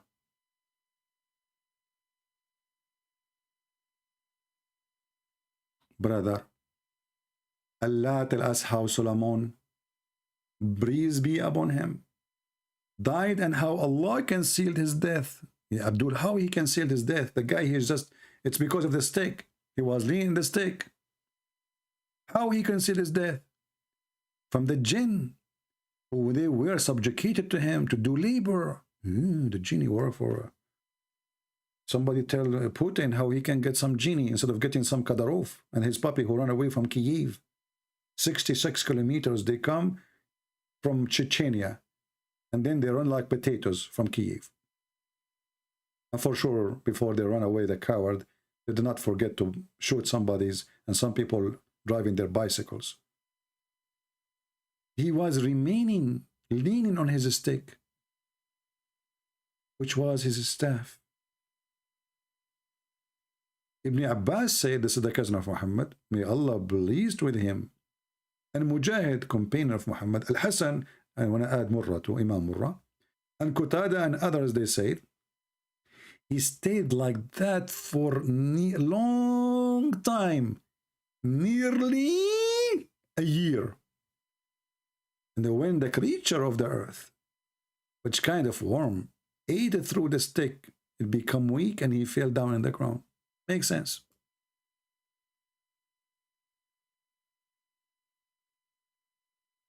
I mean, let us be honest here. Who of you don't believe in this story? I'm sure all of you believe. Actually, me, myself, I'm dead more than a year. And the reason you think I'm alive because I am leaning over the microphone. And here we ask ourselves, why Allah did not stop the termite? Can't he go and buy some spray from Home Depot or Walmart? And what kind of a stick Suleiman is using? I mean, how easy it is to be eaten by termite. And how come his wives and the servant, I mean, this is a guy, he's a king, you know, his room will be clean like clean. You know what clean means? Like hospital. Unless it's a hospital in Pakistan. All those servants around the guy cleaning the room, he is standing, nobody noticed he's dead, and nobody saw the termite. I think they are very, very like microscopic termite, you know, like very, very small in size. I don't like termite. I mean, even their name is like ter and might. It's coming from the mighty Allah.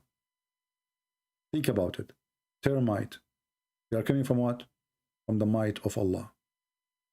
That's why they are mighty termite.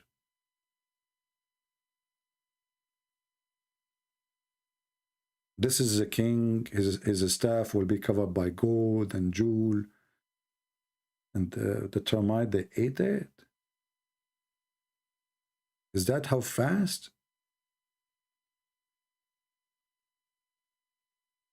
Any Muhammadan? And then they make videos for you, says Quran is a book of science. Big Bang. And when you go to the bathroom, brother, Shaitan, he play with your anus. All together will make us understand what Islam is about. And this guy, the Big Bang Theory, it's there. It's in the front of your eyes. Why you don't see it? And the brother, Muhammad is a person who don't believe in fictions. He is a person who believes in true stories.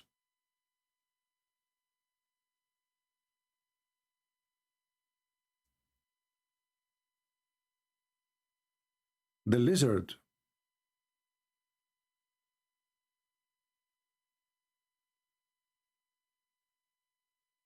the hamster, the enemies of Allah.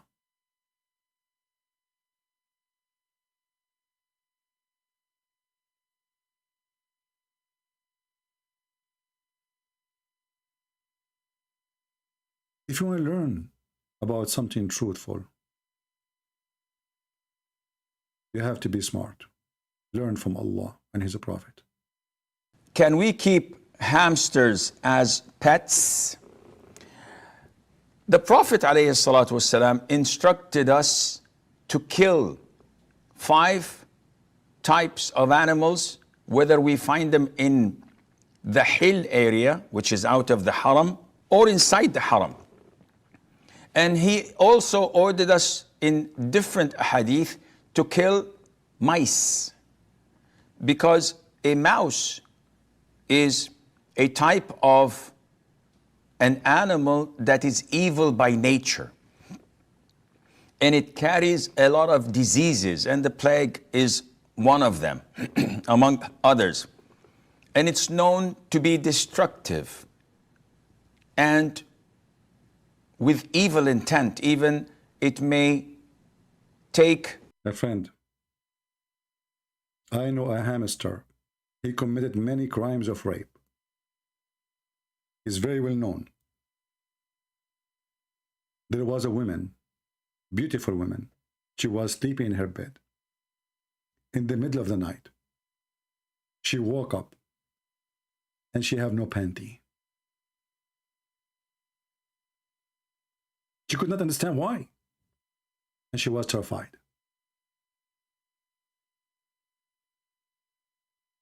And then she called the FBI. And the FBI came and gathered from everywhere. And they found the truth.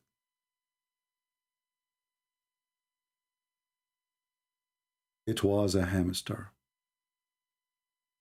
And his face was so guilty. And you can tell.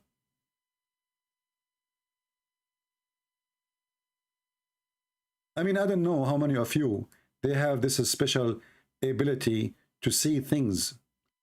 We Arab, we do. We see things you don't see. Look at him. When the FBI GHOA department start investigating him, they ask him to put his hands on the table. And they got his fingerprint. And it was in total agreement with the fingerprint they found over the private part of that woman who had been raped by the hamster. He tried to deny it by moving his mouth, left and right, up and down. He held his mustache, saying, I swear by Allah, I did not do it. But you cannot fool us. They think they can fool us. They cannot. Just face it. Hamster, we got you. And you are going to be punished. And you do things with evil intent. You are evil by nature. Take a piece of thread and get it with evil intent. Even it may take a piece of thread and get it burnt from, or set it on fire from a candle or fire. Hold on. According to scientific study, 99% of fires happening in America is because of mice and hamsters. They do it with evil intent. They go to your fireplace. They take fire with their mouth. And they walk around with it. Touching the curtain, touching the rag, touching the sheet of your bed, and you wake up and you are in smoke. If you don't believe me, there's a very well-known scientist. His name is Abdul. He's Japanese. That's why his name is Abdul. Abdul. He never told a lie. That's why his name Abdul. He witnessed to that. He have an evil intent to make fire. Evil, disgusting animal. What a piece of trash you are. Shame on you, hamster. I mean, even your name is Ham and Star. Ham. Isn't Ham is haram? He's half pig. His name is Ham Star. So he's a star pig, but a small one. Just think about it. Hamster. And get it burnt from, or set it on fire from a candle or fire in the house, and take that thread and burn the whole house with it. So mice are evil, and we are ordered in Islam to kill them. A hamster is very similar to mice. It looks like mice. And as they say, it's about 86 to 90 species of mice that are found there. So a hamster is a rodent, and it falls under the same category of mice, and hence it is not permissible to keep them as pets because of the instruction of the Prophet ﷺ to kill them wherever we find them and to dispose. Jihad against hamster. Kill them wherever you find them. You bring a Muslim to come to your house to visit your son, he will kill his hamster. Kill them wherever you find them. The Prophet said so. Of them. That's deep. What about lizard?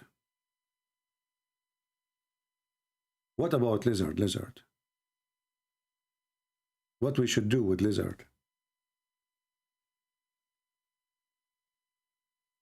Is it true that lizards are the enemy of Allah?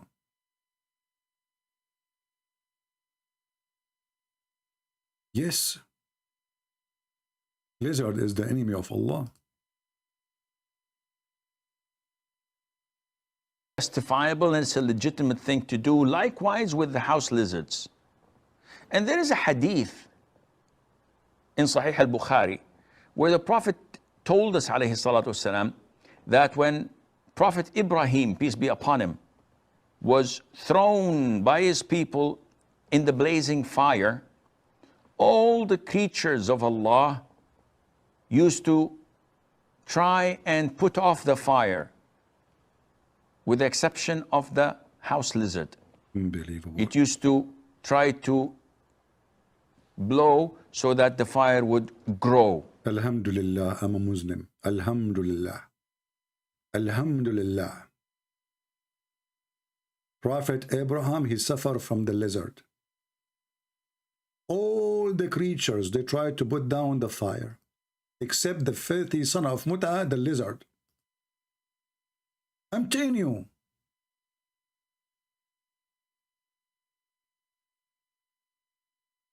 He tried to burn Prophet Abraham.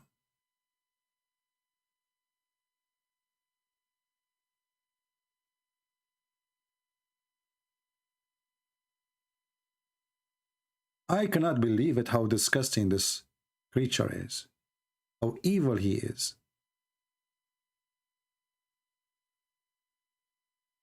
You put him in the top of your finger, you think you are just like he's cute, huh? But in reality, he's a dragon, full of fire. He is the one who tried to burn our father Abraham. And Abraham, until now, he have some scars in his face, his arm, from the fire of this lizard.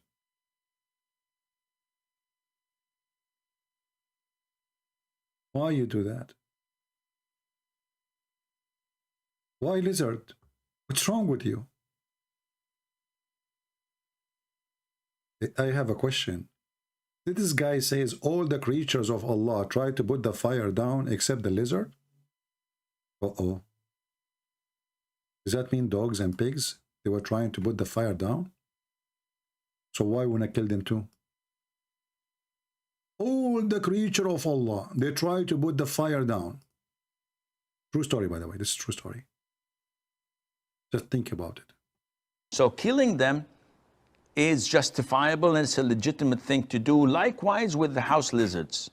And there is a hadith in Sahih al-Bukhari where the Prophet told us, alayhi salatu wasalam, that when Prophet Ibrahim, peace be upon him, was thrown by his people in the blazing fire, all the creatures of Allah used to try and put off the fire. Did you hear all the creatures of Allah? Cockroaches, dogs, pigs, goat, frog, fly, mosquitoes. Don't talk about mosquitoes. By the way, I have a question. I mean, why they are harmed? I mean, you see, first of all, he did not tell us if this lizard is a male or female. I am suspecting that the one who tried to burn Abraham was a female lizard.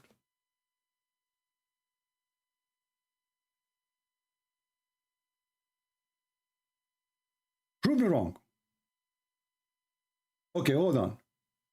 Who is the one who burn your food if she don't like what you're doing? Your wife.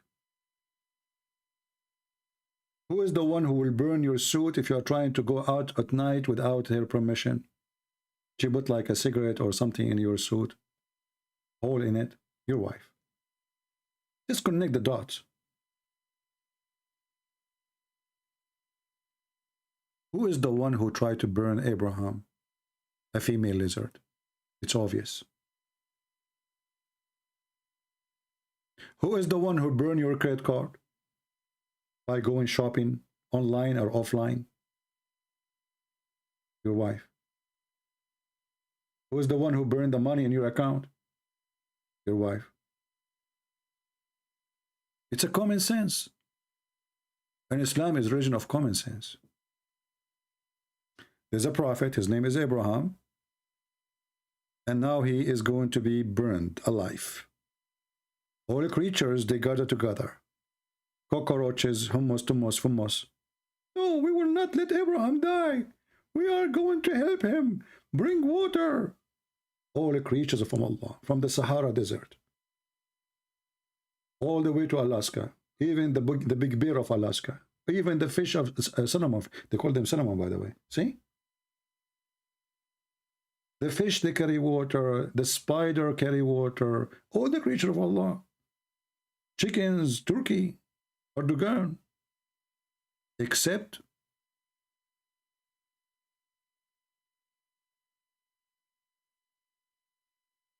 the lizard.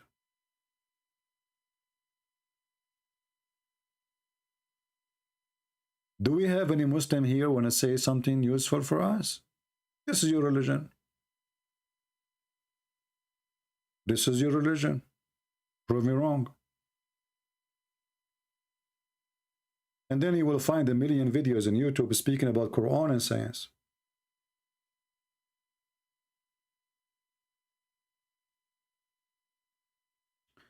Since you find me, you did not watch Netflix. I told you, look what happened. This female here, see, this is to prove my point. She is telling a guy, his name is Danny. Since I found CP, I don't watch Netflix no more. Did I remember I told you 2 minutes ago that they are, obviously she burned the money of her husband's credit card, so they cannot watch Netflix no more. I'm telling you, they are the ones specialized in burning things. This lizard must be a female. So she burned her credit card, the husband's credit card, and now she cannot watch Netflix. So she will switch to Christian Prince because it's for free. Alhamdulillah.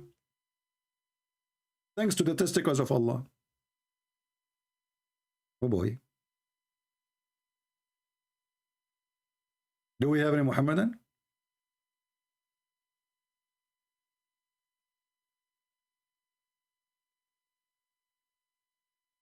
Anyone?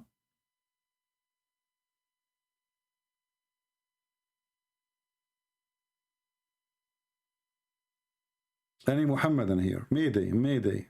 I mean, come on, we need to kill the lizard. And not only that, the Prophet, he said, the one who killed him, like, there's a 3 kind of killing to the lizard. The first one, the biggest reward is the one who killed him from the first hit. Any Muslim can tell me why the biggest reward if you kill him from the first hit? I mean, what happened if you kill him from the second hit? You're trying. Why the first hit will give you way more better reward? Allah trying to save some ammunition? They are not using ammunition.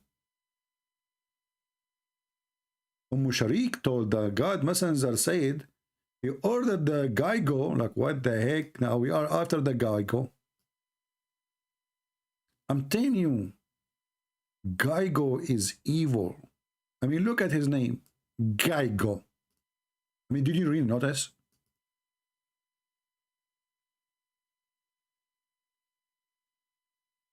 He ordered the Geigos to be killed.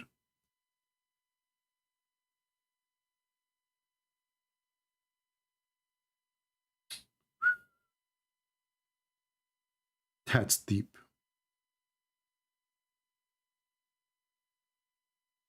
First time I saw a Geigo, I can feel something evil about him. Terrifying evil. Because he reminds me of Charlie Chaplin. I mean, just look at him. Isn't it obvious that this guy is an extreme, evil, dangerous creature? Why the Christian, the Jews, the Hindus, the Buddhists, they try to deny the truth? Do you know how many creatures this guy he kill a day? How many mosquitoes, how many flies? So his hand is full of blood. And look, he's proud of his crimes. He's standing like as if this nothing, like did nothing, like, huh? He tried to fool you with his look. Like it's not me, you know? But the Prophet, he exposed those Geigo. Do we have any Muslim want to say anything to us? Anyone?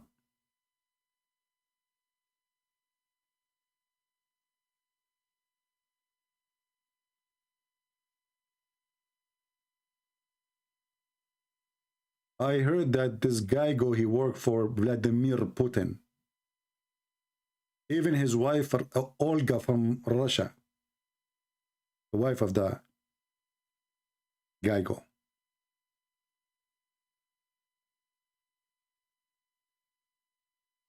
Any Muhammadan? Yeah, and the funny, this insurance company, they have a commercial of their Geigo. Good luck with the Muslims.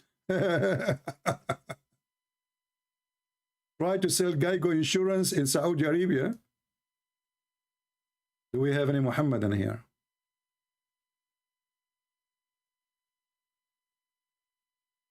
If you are a person who know nothing about Islam, you will see how they will line up to talk to you. This is why this guy here, the one we called him lately, the last one, he hung up. He ran away.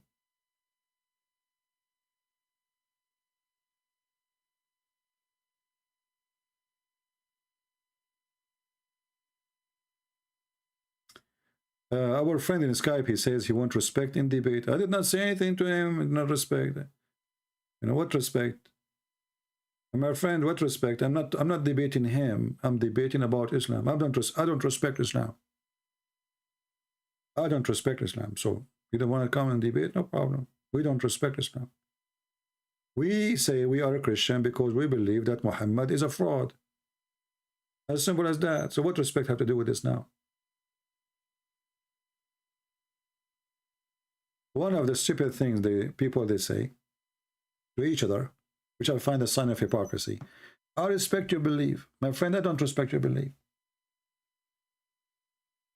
I don't. Because the second I say I don't believe in your belief, it's mean you are wrong. So do you respect the wrong? In the case of religion or belief, that's mean you are believing a lie. So how I can say to you, I respect your lie, or I respect that you believe in a lie. So the term respect is a funny. Christian, they should not use it. Once I was talking to a bunch of people, you know, they are Jehovah's Witnesses, a wife and her husband. When they could not answer, they said to me, you know, listen, they are trying, like, let's say, let us stop the conversation. We respect your belief. I said, I don't respect your belief. You should see their faces. They were shocked. I said, I don't respect your belief. Your belief is a satanic. Because either my belief, if your belief is true, then my belief is satanic. So how you respect it? And if my belief is true and your belief is not, that's when your belief is satanic. So when they use the word respect, they are seeking what? They are seeking a shield so they can hide behind it. So you cannot say, the prophet, he said, I will make your penis English. This is not respect, but this is what your prophet said.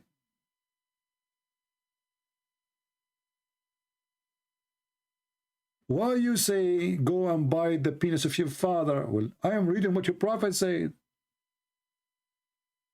So they use the word respect as a shield to stop you from unshield what was protected for 1400 years.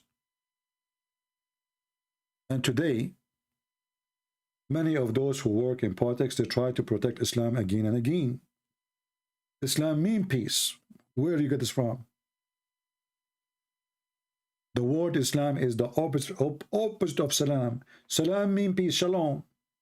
Islam means to surrender, the opposite. Everything they give you is a fraud.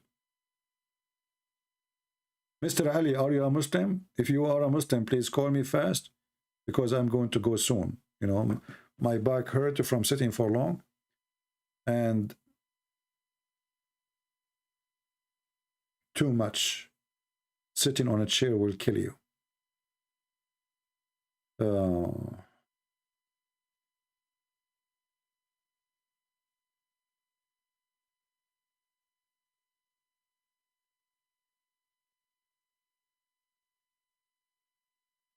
Anyone? Any Mohammedan would like to call us?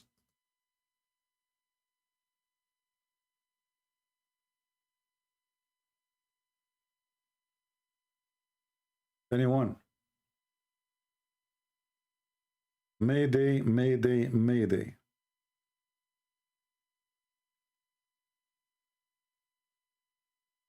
Who is a brave Muslim? He can explain to us anything about the cult of Muhammad. Anything of your choice. We can change the topic to make it your topic. Mayday, Mayday, Mayday.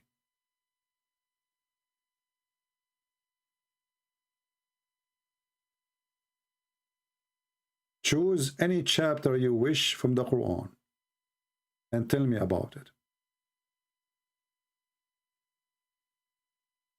Of your choice.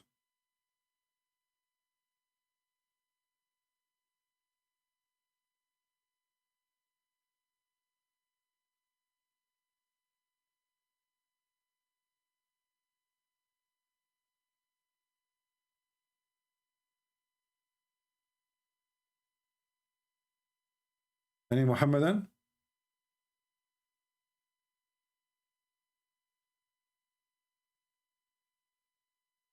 Can you expose, my friend, when you post names of others, you are showing me that you are being foolish because you are promoting them. You can expose a kid like this. He's not worth my time. He can call me. Christians who go around posting a name of a person, they are helping that person to promote his stupidity. Proving to me that the Christian who do such an act, he have a half a brain, like a lizard. Don't be a lizard.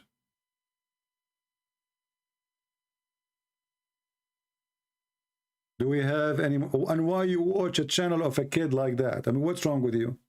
And if you don't like what he say, why you don't expose him yourself? Ah, you are a potato. Can you respond to this guy? Why you can't respond to him? You lost your tail? Somebody closed the door over your tongue and it's not doesn't function no more? And I'm the only one have tongue to respond to everybody in the world? Potatoes. There's many people, they claim to be Christians, they are false and they are fake and they are potatoes.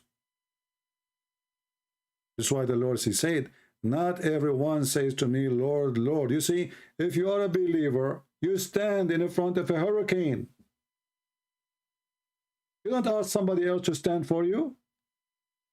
But because you have zero faith, you have zero knowledge, you are ignorant, stupid, and you accept that, and you decide to live and die like that. So you want Christian Prince to refute everybody, but you do nothing. Because you are a potato.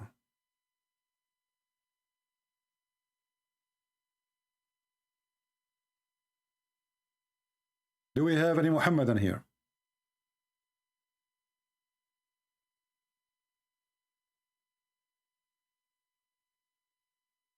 Anyone?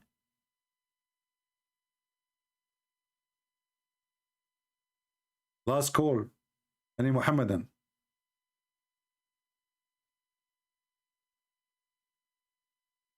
Mayday, mayday.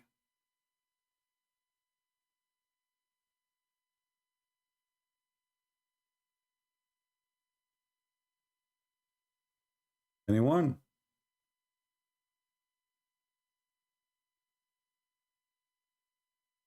Not anyone says to me, Lord, Lord, mean. Well, it's very simple. Jesus saying, if you say to me, God, God, well, that is an act of your lips. What counts for him is not what people say. We Christian, we don't believe in Shahada.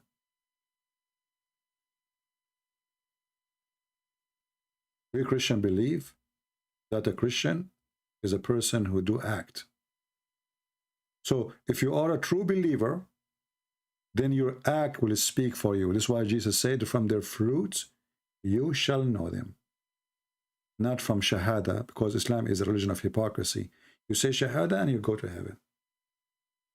You say Shahada to Jesus, you witness to Jesus, you don't witness to Jesus, that will not save you. What save you if you are a true Christian or not? A true Christian is the one who witnessed to Jesus, but he do act according to Jesus' teaching. That's why he said, not everyone says to me, Lord, Lord, will enter the kingdom of my Father, but the one who do his will.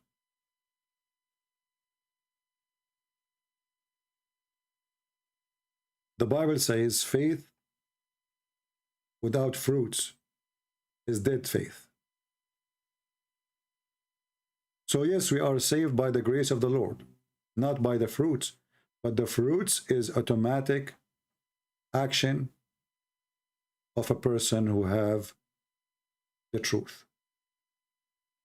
So a Christian who sees somebody dying from hunger and you don't feed him, obviously he is not Christian.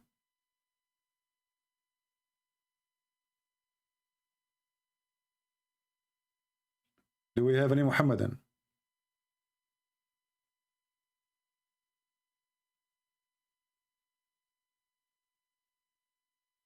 Anyone? Christianity is not the same as Islam. You say Alhamdulillah 100 times, you go to heaven. This is stupid. This is sick, actually. This is disgusting.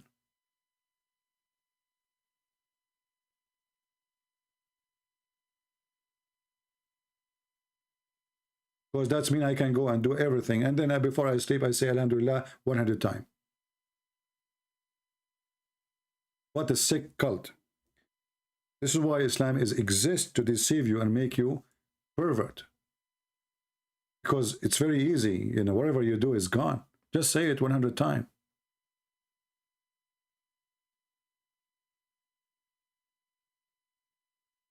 Whoever recite this 100 times in the morning and in the evening will not be suppressed on the day of resurrection.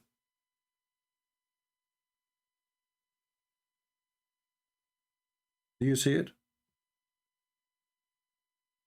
Islam is a religion of hypocrisy. Speak by your lips and do as much as you wish of sin.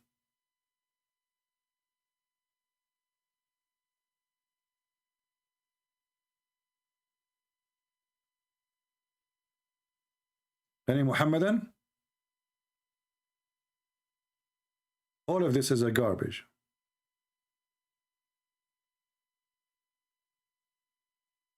Any Muhammadan?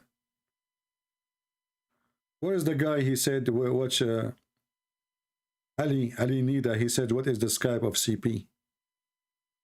Until now, you did not find my Skype.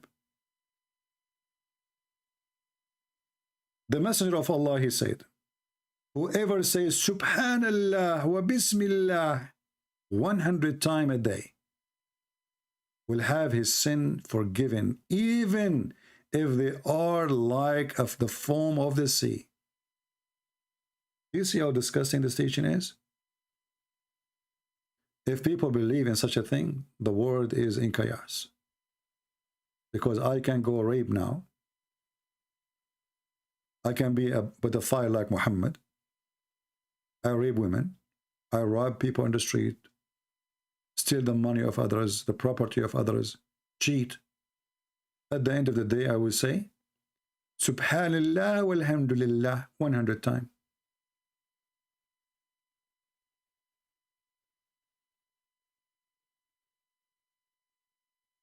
What that will do to us, that will destroy us as a human being. Honestly, this is very dangerous. And the funny is, the Muslims, they lie. They say that the Christians, they believe that Jesus died for their sins, so they can do as sin as much they want. That is absolutely false teaching, and we never believe in such a thing. Liars, fabricators.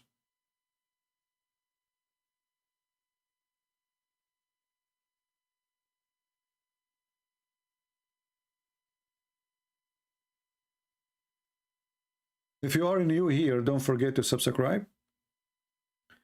And you can join us in Patreon, because not necessarily to donate, but to receive notification when we go live on air, because for some reason, YouTube is not sending the notification for people, so at least Patreon will send you a message right away saying Christian Prince, he posted something, and you will see it. Join us there, if you like, if you care. Any Muslim? Last call, any Muslim? Oh, we are out of Muslims. The only Muslim we got, he don't like my tone. What an excuse. Anyway, guys, I need to fast now. Soon the sun set. I need to eat like an elephant. And man, I am fasting. And then the violence increase, crimes increase, hatred increase, jihad increase, killing people in the street increase. All of this in the month of Ramadan. You know, it reminds me of something about Ramadan. Muhammad said in the month of Ramadan, Allah, he put shaitan in the chains. And here you ask yourself, if shaitan is chained on the month of Ramadan, who is the one who is doing the bad things in the month of Ramadan then? Huh? Muhammadan? If Allah, he put Satan in a chain. Who is the one who is teaching us and whispering to us to do evil? Any Muhammad done? Chiki, chiki, chiki, chiki, chiki. It's a very cute religion. Very cute religion. Unbelievable. And Muhammad, he make it even more ugly and more disgusting. He claimed that the one who fasts Ramadan, his sin is forgiven until the day he was born.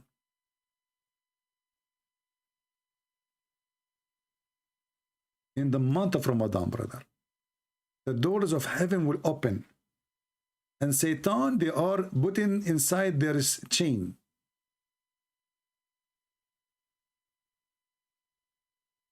True religion and true story.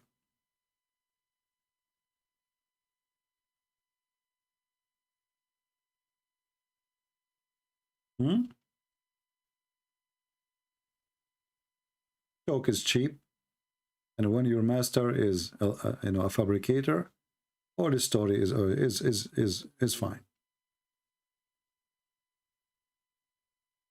Now, as long as Shaitan is in the chain, so when a person he do killing, we cannot blame Shaitan no more.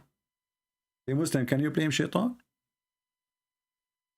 When your prophet commits sin in the month of Ramadan, who is the one who made him commit sin? Shaitan is in the chain.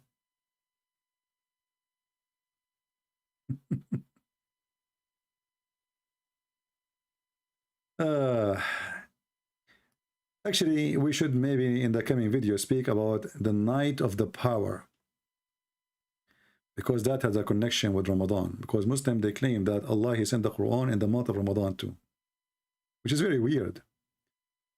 Because which month is that?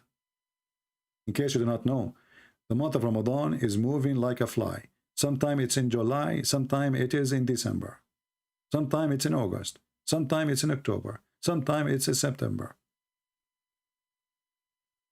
Anyway, I think we are out of customers for today. I want to say thank you guys for being here. Let me close my Skype before I get some mosquitoes bothering me or lizard trying to burn my computer. Because lizard is very well known that he tried to burn the Prophet Abraham. You never know. A lizard, he might jump in my computer and he burn it all together. And then what I will do? I will call the insect, all the creatures around in the bushes, ask them to come and help. I will convince them to come and help. I will tell them my name is Abraham, and then they will come. Very easy, very simple. Abraham is the only one in the world who the holy creature in the world that tried to stop his fire. Every creature. I want to see that movie. How creatures from around the earth, mosquitoes, termite, lice, fleas, dogs, cats, mice, united together. United together, Allahu Akbar. All of them, they are united together to stop the fire against Prophet Abraham. The first unity of the universe. Birds, chicken, turkey. Despite their fighting over the worms and territory. Cats and dogs who hate each other to death. Tom and Jerry who hate each other forever. All united together to stop the fire on Prophet Abraham. How we can forget that? Abraham, thank you very much. The first united nation ever created by the time of Abraham, when they put Abraham into fire. How we can deny that? The only one who can deny that is the kuffar, the Christian, the Jew, for they are full of hate. Disgusting people who discuss and they deny scientific fact, which is very well known. And these by nature are harmful for people. So killing them is justifiable and it's a legitimate thing to do. Likewise with the house lizards. And there is a hadith in Sahih al-Bukhari where the Prophet told us, alayhi salatu wasalam, that when Prophet Ibrahim, peace be upon him, was thrown by his people in the blazing fire, all the creatures of Allah used to try and put off the fire, with the exception of the house lizard. It used to try to blow so that the fire would grow. Brothers, mice from France joined mice from England. And all of us, we know that two mice of two nations, they used to have war for 100 years. Mice from England, mice from Russia, they joined the mice from Ukraine to stop the fire on Abraham. Cats and dogs. Look at this mouth. Look at this mouth. It is telling you the truth. Is it this is a face of a fool? Do hamburger? Say hamburger and burger. I mean, even the Pink Panther can come with better story. Is that a story of a prophet, or this is dumb burger? You tell me. I want to say thank you again for being here. I think we had more than enough for now. And actually my back hurting me from sitting for long. So I apologize. I better go before the lizard come to me and they try to burn my house, my computer, and burn my brain. You never know. Take care. Christ is Lord. Islam is a joke. And we prove it every day. Thank you.